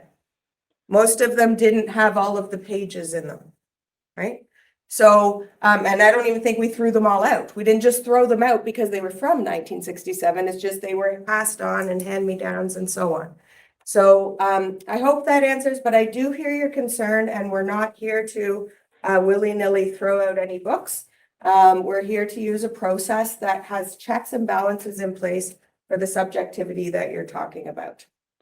Thank you. Just a follow-up question, and that does answer quite a few of my questions, and I appreciate it. I'm sorry I missed the collection aspect, but I'm still a little unclear about the review or appeal process, particularly like the ones that are ripped, etc. I have no real issue with, but on those first two terms, I think that not only does it concern me kind of from an ethical point of view that still there's no way to see which books have been effectively banned, but it also concerns me as a school board trustee that if or as a school board, I suppose, as a representative of the school board, that if a parent or teacher or student were to question the removal of a book, I don't see any way that we would be able to review the decision process from for removing that book or collection. So does that make sense? I suppose like It does. yeah, it rather it than does. just taking it and throwing it in the recycling bin. Yes. It does make sense. I actually do think we have an AP that has a portion of it around an appeal process. I think that AP is under review this year, to be honest with you. So that's something we should think long and hard about. In the conversations I've had across the province, though, I can share with you this. I'm sure whatever language we have is outdated and will need to be revised. But it's the difference between if a complaint is made. Oh, no, wait, that's different. So some books in libraries, people make complaints about, right? They're like, I don't want my kids seeing that book. And so public libraries, if a complaint is made, they keep the book on the shelf until the review happens, rather than remove the book based on the complaint and then have the review. I don't actually think our district has specific language around that, but it's a very good point, and it's something that we'll have to look at. I believe we'll be looking at through the APRC committee this year, but I appreciate you bringing that up. Thank you. It is something that I would like to touch back on. It's something that is very important to me because while I think there are some books and some subject matter that certainly can be very harmful to students, I think that same argument can be used both ways in things that are not harmful for students, but rather are rejected as a result of them, or are proposed to be rejected as a result of being overly inclusive or overly overly modern, I suppose. So Yeah. I would like to, and I'm not sure, being a new trustee, I'm not sure what the process is, but I would like to take this up again, and perhaps I'm not sure what we would do, but I would like to know what the process is, like the standardized process, and I would hope that the books that are banned for particularly those first two reasons would be held, or at least a list maintained of what books have been taken off the shelves for those two more subjective and ethical reasons prior to removing them entirely from libraries. Yeah. I think we should just have a process for at least documenting what has been removed for those reasons, and one that can be reviewed, perhaps at another board meeting or at another committee meeting. Yeah, we can take that back for sure, Jody, and I agree. It's very important to me as well. So we can come back on that for sure. Yeah. Thanks, Jody. Any other questions or comments for Amy? I had a couple of things that I just wanted to run by or check. when I took a look at the actual action plan, I know that was sent around. Yeah. A couple of things I just wondered about what the status of it was. You talked about tracking and analyzing suspension and expulsion data for acts of discrimination. Have we begun doing that, or are we putting process in place for establishing the criteria around that? Just wondering where that's at. So I'm gonna say we have begun. I want to make clear that we do not populate our student information system with demographic data.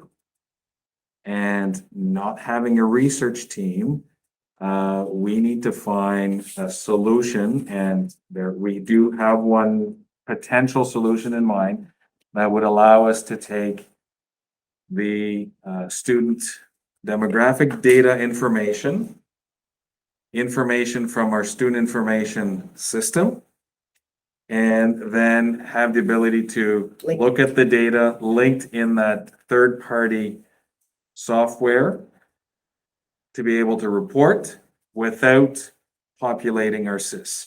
So it's, And the ministry gives us the criteria, right? Because we are looking at engaging probably with a software. I know that because I've had conversations with other districts that use similar software.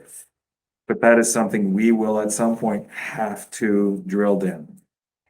I know a lot of other districts do that, so I just wondered Yeah. where we were at. And currently, a lot of the districts that are able to put out this data have research departments. Absolutely. Yeah. Okay. And the other quick question I had for you too is, again, on your work plan, establishing a student advisory group from students. And maybe you mentioned this and I missed it, Amy, and I apologize if that's the case. Student advisory group from students who've been historically marginalized by the system. So how do you go about doing that as well? so far, so that was sort of this slide that we're looking to leverage student voice. Up to this point, it's been happening organically in schools. So through some of those pictures that I showed you, we do now have GSAs in almost all of our schools. We have Muslim student associations in many of our schools. We have Indigenous student associations in some of our schools. And so we're looking at how to raise their voice at a higher level, at this level. But it does exist and it is increasing every single year. So that's what this slide was about, is how are we going to bring, so some boards, for example, ask for, 2 representatives from every secondary school to answer the question, how are we doing in terms of removing barriers for you in your school experience?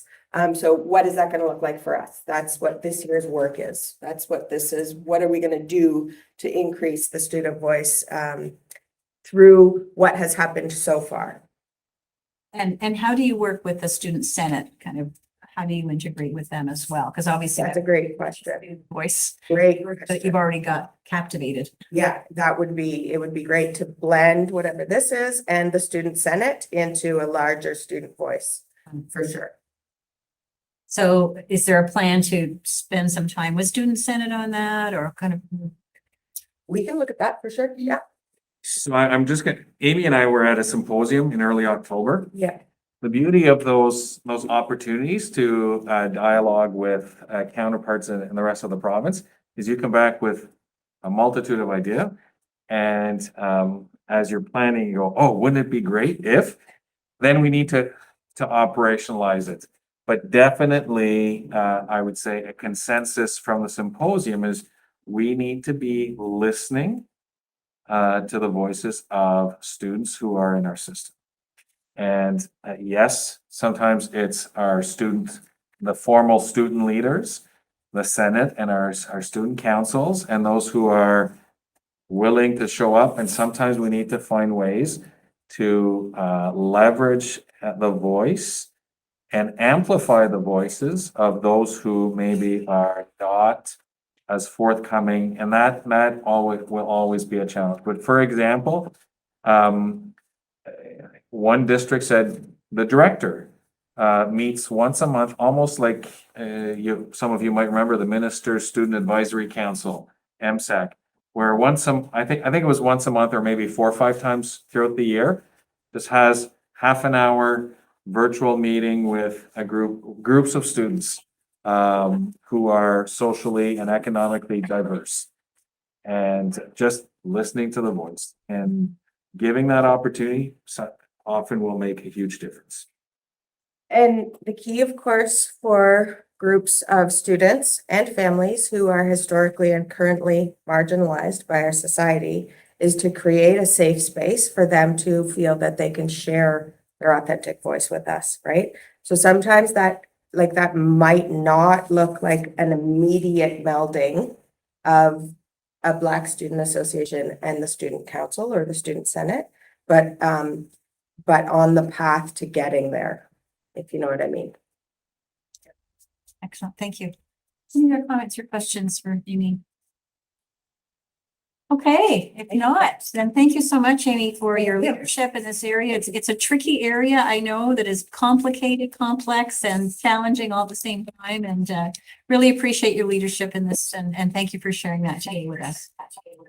Thank you. You're very welcome.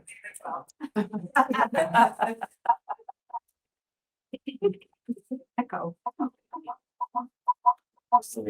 Got it. Thank you. How are we doing? Good, thank you.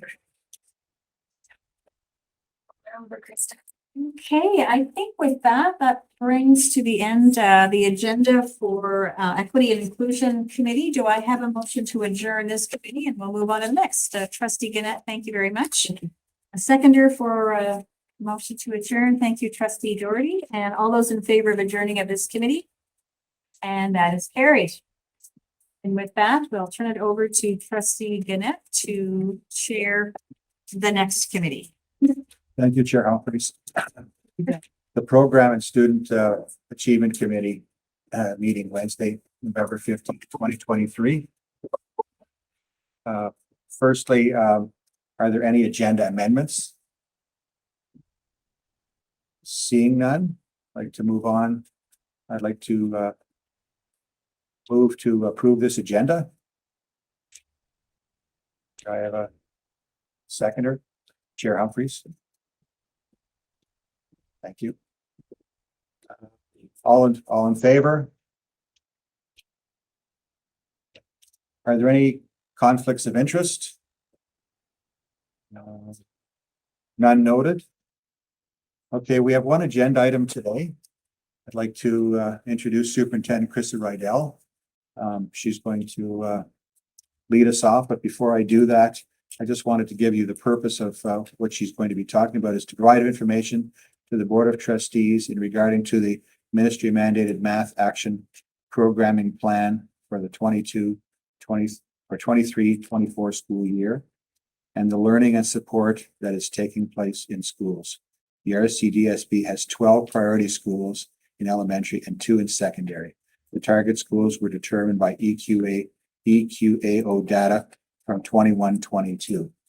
Kristen, I'll give you the floor. Sure. Thank you, Trustee Gannett. So very excited because we've been working very hard on the math action plan. So it is a ministry mandate for this year that all boards participate with the idea of improving not just student achievement, but also student comfort and confidence with mathematics, with learning in mathematics.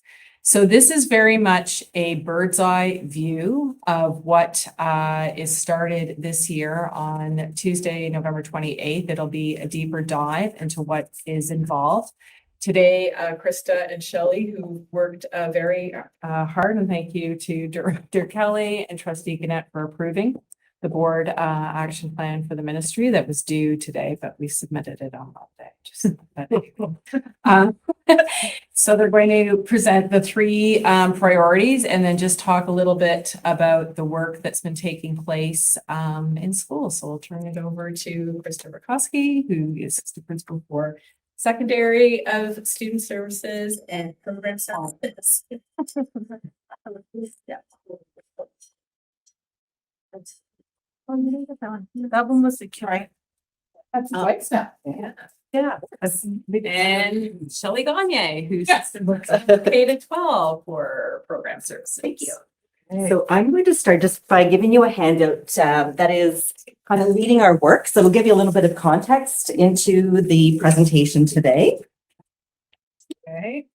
And I'm going to get us started with a little math problem. Oh, no. So we have a open-ended problem that would be something from Marion Small, who you're going to hear her name mentioned a few times in our short presentation today. We want to give you an opportunity to work on this independently if you'd like, with an elbow partner, with someone else in the room if you'd like. We have paper. If you would like paper, we have some manipulatives. If you'd like to use those, you're free to use any other resources that you have, like your calculator on your phone. We're not watching for any of that. It's just an open problem that we'd like to give you about 5 minutes to see what you come up with. And then we'll have a little bit of a discussion kind of reward at the end. So you have the problem that says some cookies are grouped in threes, and when they are, there's one left over. If the same cookies are grouped in fours, there's 3 left over. How many cookies might there be? It's hard. You have cookies, you know. Yeah. We have these. Cookies? We do have cookies. Okay, I'll bring you cookies. Well, not that many. It might help you think a little bit. Like, like real things. Cookies, everybody, all cookies. We heard that and we're like, everybody's gonna be on sugar high here. Yep. Ready for it. You ready for it? Yeah. Need it. There's 3 today. I just help. Thinking a little. I couldn't see that, but it's okay. One left there. I'll show you my. Have an answer, yeah. Try to get along. I know. Okay. Everybody. You too. We might need. And ran out of cookies. Okay. Oh, did they? Yeah, I went to. Well, do some of and, there's some work before here that we have. Okay, let's get They started. have them in the Some back. some cookies are doing this 3 left problem. over. That's awesome cookies to help with. It's all about your cookies. That's it. That's all. Thank you very much. You're welcome. Dave was already saying I just mentioned that they literally sold an amazing amount. Tim Hortons coffee, Up with the thing. that sold more small cookies than any other. These are Tim different Hortons smells. anywhere. Go on. They were number one. I went to decorate this morning and they didn't have any cookies. to decorate. I said, all we're gonna do is take our chocolate chip cookies and turn them all into small cookies. Yeah, these ones are, right? They the last good ones, yeah. Yeah, nice. There's a math problem there we itself go. right there.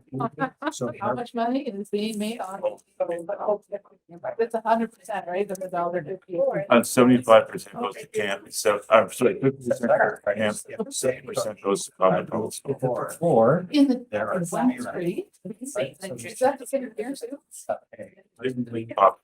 He called me and said he wanted to be involved in the community, how could he? Our groups. So I coordinated with Jody and him, and I said, well, how about I just give. Susan said, we haven't heard it once, you already solved this one. Yeah, we've already. Wow, that's amazing. It's a lot of money. Leo is. Leo has already solved.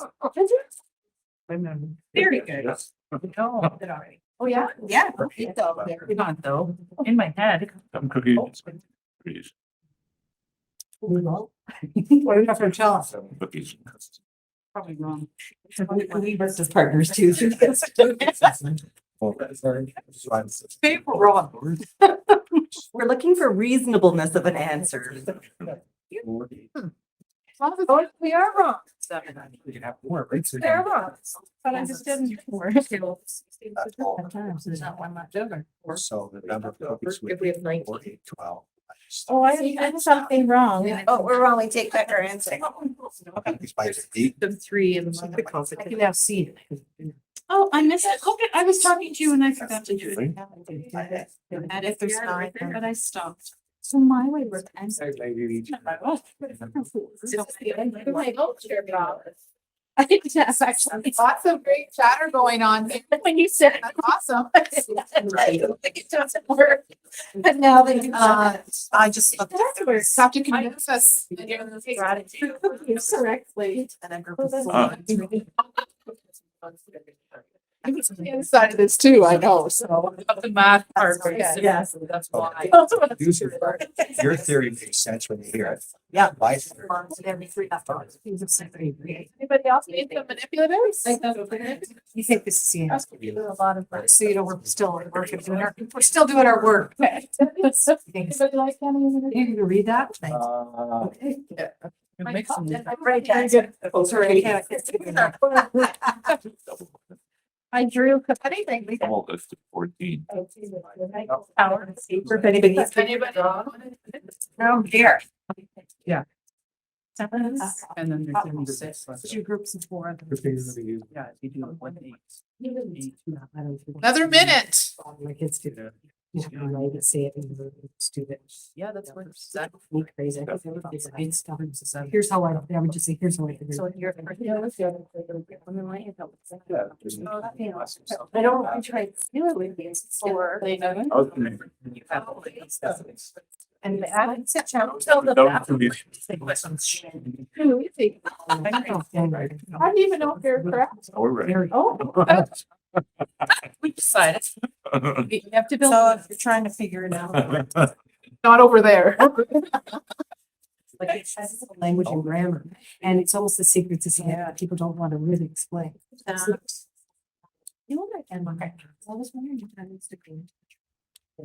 All right. It would be great if we had whiteboards and we could see each other's work in here, but we don't for today, so. All right, is there anybody who would like to convince us that their answer is correct?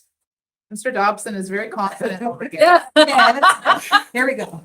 Already eating the cookies. Confident. Would you like to start even though I put you on the spot? Secret. Why, there's 7, so.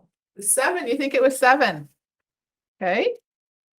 Convince us that it was 7.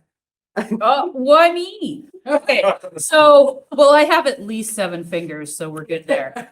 So if we have 2 groups of 3, I can't do it like that. Okay, so we got 2 groups of 3 is 6, and there's still 1 left over. And then if there's 4, there's still 3 left over, which equals 7. Oh. Okay. It sounds so shocked. Unless I read the question wrong. No, Thinking. no, I like your thinking. that makes sense. Next So group. we had 19 and we thought 3 goes and in 6 groups of 3, so 3 times 6 is 18. Yeah. Plus 1 more at 19 would be 1 left over. Okay. 4. 3. Yeah. 16. Is 16 and 3. 16 and then 3 left over would be Nice. 19. You're so smart. That's real teacher responses. They're trying to be encouraging. We're not sure. I'm not giving us any hint what's. Well, I think How about next group? Did you have anything you want to share? We just heard what Dave said. No, we had 7. 7. Okay. Any different reason why you chose 7 than what Dave? I just went for the lowest number and it's like, oh, this works, and then that was it. So isn't that interesting, right? Like there's some entry points there to deal with smaller numbers or even a bigger number. How about you guys? I'll go first. I originally came up with 9, but my theory, by my very confident sidekick, came up with 7, and she gave me a rationale as to why it's 7, very similar to Dave's. So I'm leaning towards her theory as being better than mine. So 7. Some great partner dialogue to help you. Oh, there come was good dialogue. And did the manipulatives help at all? They actually did. Okay. And you guys were one group? Fine. We're just taking hints. So being the math person, I got stuck on the words because it was grouped in 4s. So I assumed there was more than one group of 4 and grouped in 3s, more than one group of 3. So I went with 19. I never considered 7. That's interesting. Those words, they get. But it's not wrong. To confirm that we multiplied it up and noticed the increase in the 2s and the 1s, and that's, or the The 1. 1s and the 3s. Yes. Yeah. Anything else from that group? Jenny, you're still working on it. I'm still working on it. I think I just figured out that 31 works. I drew a little picture though. Yeah, you were drawing pictures and I went with the strategy of testing the first, or I went with the middle one first and then tried to see if it worked for the second piece. So I did the groups of 4, figured out what multiples of 4 might be, and then added 3. And then once I got that in, then I checked to see if it was, if it worked for the top. If I did the same thing on the top where I did groups of 3, 1 left over, I get the same number. So now I was just trying to see if there was a pattern rule, because of 7, 19, 31. So I was just trying to figure out if we thought what 23 worked around those numbers. We have 23 for our I thought answers. 23 worked this morning, but that could have. But 3 times 7 is 21, so Yeah, there would be didn't 2 work. left over. Oh, then you were wrong. Yeah. Yeah. So just trying to see if there's something around those numbers. There's a pattern. relationship that's a pattern. When you increase it, like when you go take 7 and multiply it by 2, oh wait, no, brain went sideways. There is a pattern because when you increase it, the ratios stay, like with the number 7. Is with 7 as the answer, the ratios can continue to increase and maintain the pattern. Does that make any sense? Because it does in my head. Okay. Sometimes when it comes out, it doesn't. And a lot of what Marion talks about with us, in our PD, it's not necessarily about getting to the right answer per se, but it's the thinking and like, look how much we've learned about how everybody thinks about the problem and what concepts they already know about math. So there's a lot to be said about that. So it wasn't about the final answer, but just looking at each other's thinking and how you approach the problem itself. So thank you for participating. All right.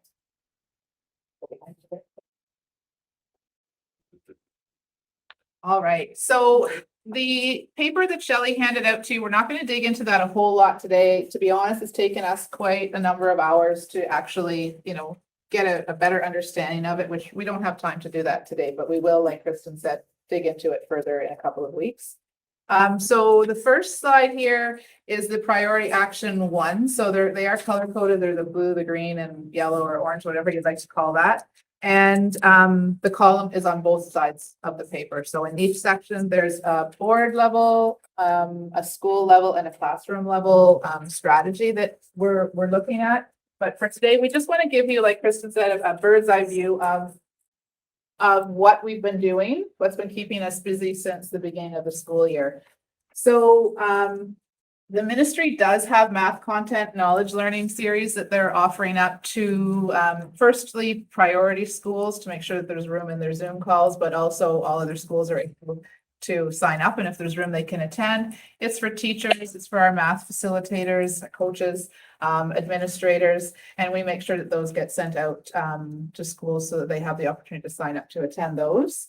Math Up. So our work with Marion started right off at the beginning of the school year. We started working with her, I think it was the 6th and 7th of September. And she worked with our team of math facilitators, as well as our 2 newly hired de-streaming support teachers, like for grade 7 and 8. And we did a lot of great work with her just right off the start, which was good. And she continues to support us and our work. And actually, she is going to be working with senior admin in a couple of weeks. So anybody who will be at senior admin will have a chance to hear Marion that day. And sorry, I should have said the highlighted area is the overall priority. So it's the fidelity of the curriculum implementation that we're talking about here. Building thinking classrooms, we're super excited. There's only 5 more sleeps till Peter is here next week with us. So he's going to be working with grade 9, 11, 6, and 7, 8 teachers at Valor next week. So we have a jam-packed week with Peter, and the teachers are super excited, and they've already been doing some back and forth collaboration with Peter to get ready for that. So that's next week. We have purchased digital tools to help increase the fidelity of curriculum and support academic achievement. Knowledge Hook has just been purchased, and we have a session with Knowledge Hook folks on Friday to help us figure out how to unroll that to our 7 to 10 teachers. And our Mathletics has been purchased for grades 3, 6, 7, 8, and 9, and grades in between. But those are the ones that we've been working with a lot. And digital math tools information for families. We have sent some out previously, but we know we want to get more information out to our families so that they know what digital math tools are available to their children that they can work on at home. So that's part of some next steps that we have planned. What is like, knowledge hook and mathletics? Mathletics is like sort of, well, teachers can choose, they can be very specific and choose to assign certain concepts to students based on what they feel that needs are. It's a game-based. Yeah, it's a student tool program that kids can log into and practice math questions, but it's more like game-like. So there's conquests that quests that they can achieve, and they can do challenges with other schools and other students. So it's more fun and engaging, but at the same time, teachers can assign them so it aligns with what they're teaching in class. And also, I guess somewhere it also talked about like just the parents, so would they be involved in this as well? Right, then, because, you know, it just takes, you know, just more than just the students to do it, and you had the family on board, right? Because I know at our daycare, we had math nights, right? So that so everybody came for the math evening. And we had a meal, and then we did mathematics with the students and the parents, right? So that everybody was on the same page, and everybody could work towards you know, the goal of having better understanding in math. And similar to that, so the Mathletics 3P Learning is the company, and they provide a lot of PD to our staff. But now we've gone a step further, and we said we really need to get this into the hands of parents and help them to know how to use it at home. So they're in the process of preparing a parent session where parents can log in and have some information on what is Mathletics, how do I access it, what's my, you know, as far as how do I help my child log in, and to learn a little bit more, but what's available through the program and not just kids coming and saying it's a game. You know, it really is an educational tool that can be of value. Good. Are there any more questions or comments for these two fine ladies? Seeing none. We're still finished. Maybe we can go with you, Dad. Okay. Sorry about that. That's okay. I'm ahead of myself. That's okay. So the second one is engaging in ongoing learning to strengthen mathematics content knowledge for teaching. And so some of those actions that we've taken is purchasing licenses, math up licenses for all of our educators in grades 1 to 9. So all of our teachers have access to a license and have had the training to support it. And ongoing support as well. Coaches are available to go back into the classroom and co-teach a lesson or model, or to dig into a little bit further. We've learned it is a very, very rich tool, and there's a lot of content in it. And at first, the first round of PD, there was a lot of feeling of being overwhelmed because there just is so much. So we said, just start small, find something that you can immerse yourself into, and then, you know, take something else on. There's a lot of professional learning videos embedded right into it. So we feel it's a really, really great tool for our teachers. In addition, we have the implementation of the high impact instructional practices in math. So there is a link in the slideshow that was shared with you. And those focus on effective strategies. And currently, just right now, our math coaches are really digging into math conversations with teachers to embed that into their teaching practice. I'll just highlight those two for now. You can see that there are a number of other things, the digital tools that we talked about, EQAO training. We work closely with our EQAO support outreach team, and they come and provide training with Krista and I and our team, but then as well, all of our administrators. We've had sessions at our CAS and ACES meetings where they've explored their own data and learned how to dig into it a little bit more. And then just ongoing collaboration with our system level team and how we're accessing and supporting the resources that we're providing to our educators. I just have a question, sorry, on the previous. So before we had, I guess a number of programs, so we had John Mighton's Jump math program, right? And then at that time, there were some other programs. So are all the schools just now using math up? So to be consistent across the board, and they're not going to have individual like programs like the math or the jump or some other programs? There's still professional judgment on a teacher's behalf to select the resources that they want, but this is one that we're really wanting to support to help, solidify their math content.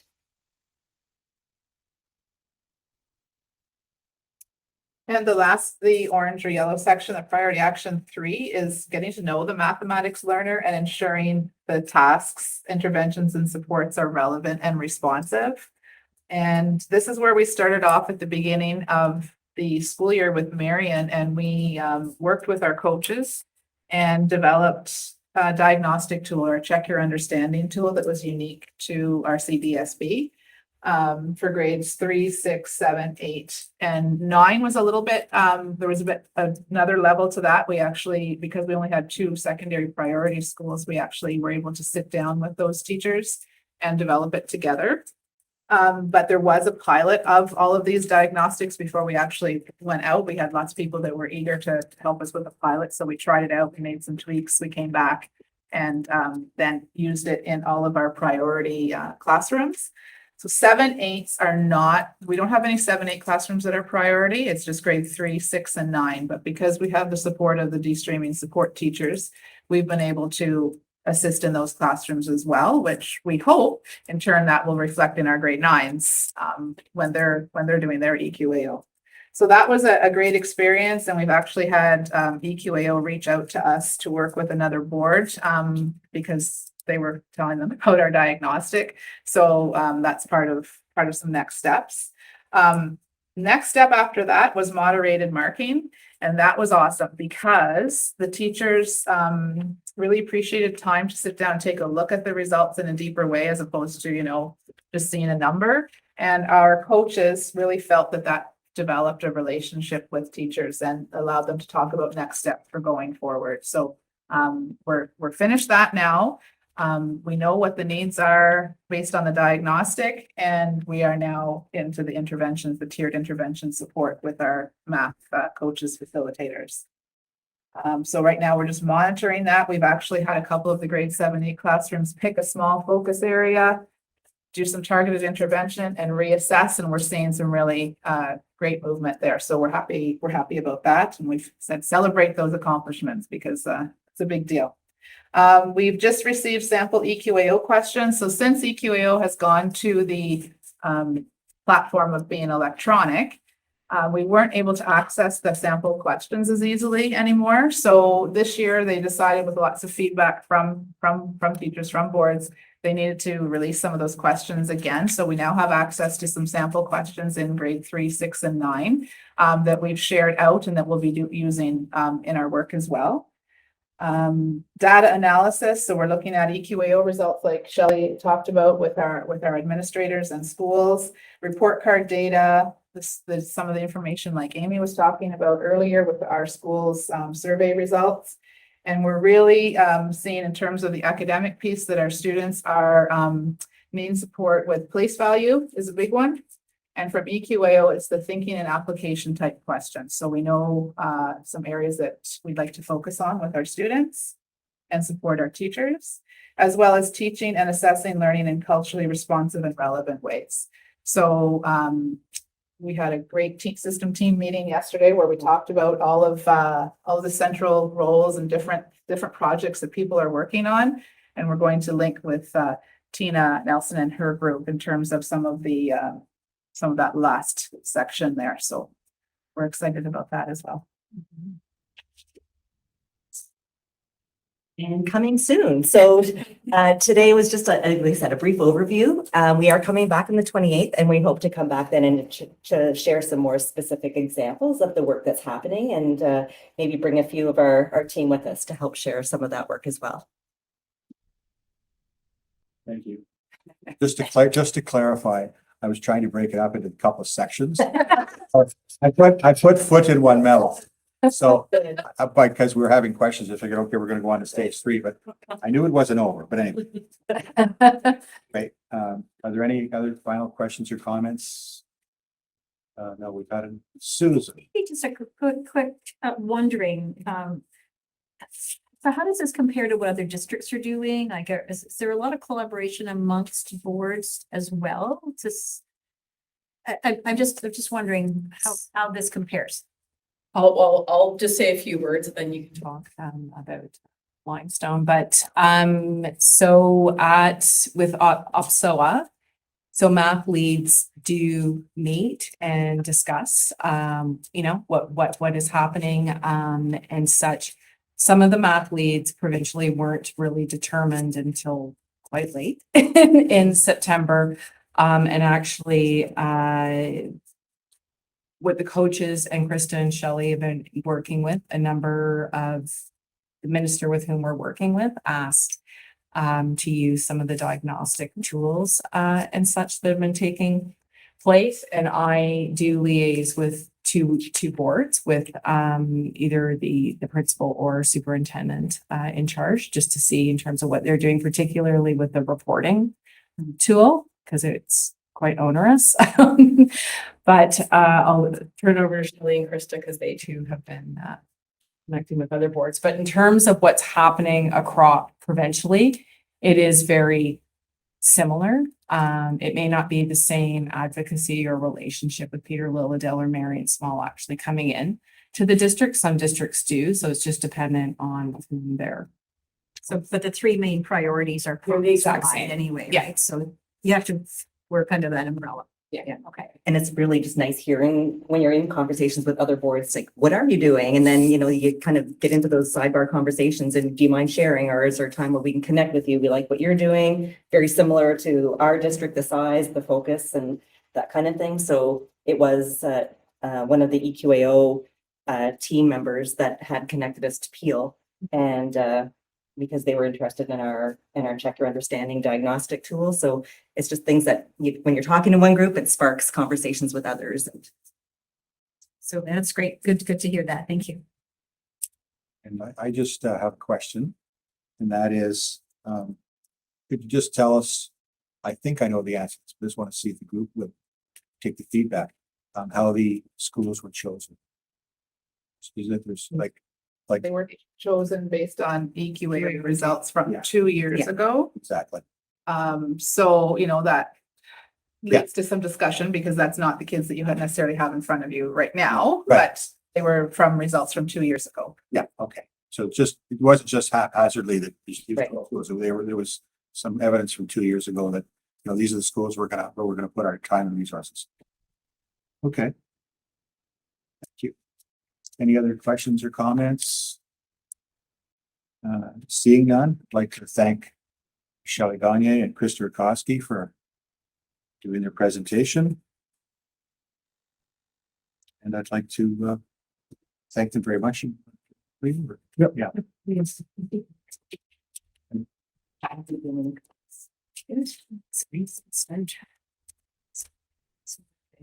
Lots of very small great choice. Oh, because the work teaches. That's understanding, so the teachers. They're. So when I'm at us. Yeah, like I said, Yeah. Yes, I remember that one. So I was the guy teaching business understand. Teach them. Right. We can. Monday, Wednesday, Friday, in their opinion. Oh, you're very involved. Kristen, want to check in on that. We can ask Turner, so. Susan. That's great. Susan. Okay, You just take it. well, I guess we should collect. Any. Hey, Anybody listen, want another cookie? thanks. I think we're good. Trustee Dobson. I heard you sweetening you up today. Thank you. Oh, and here's some manipulatives. So I don't really need to. I need these, one thing home. Really need to, but but thanks for that. I could have taken 19. Oh, okay. So I. Thank you. That's great. And I gave these guys a ton. I'll bring them back over this way. An answer. You're ready to run. No one. And yeah, last, I'd like to make a motion for adjournment. Do I have a seconder? Thank you. This meeting is adjourned. This one. Thank you. Oh, yeah. Nice. It's all good.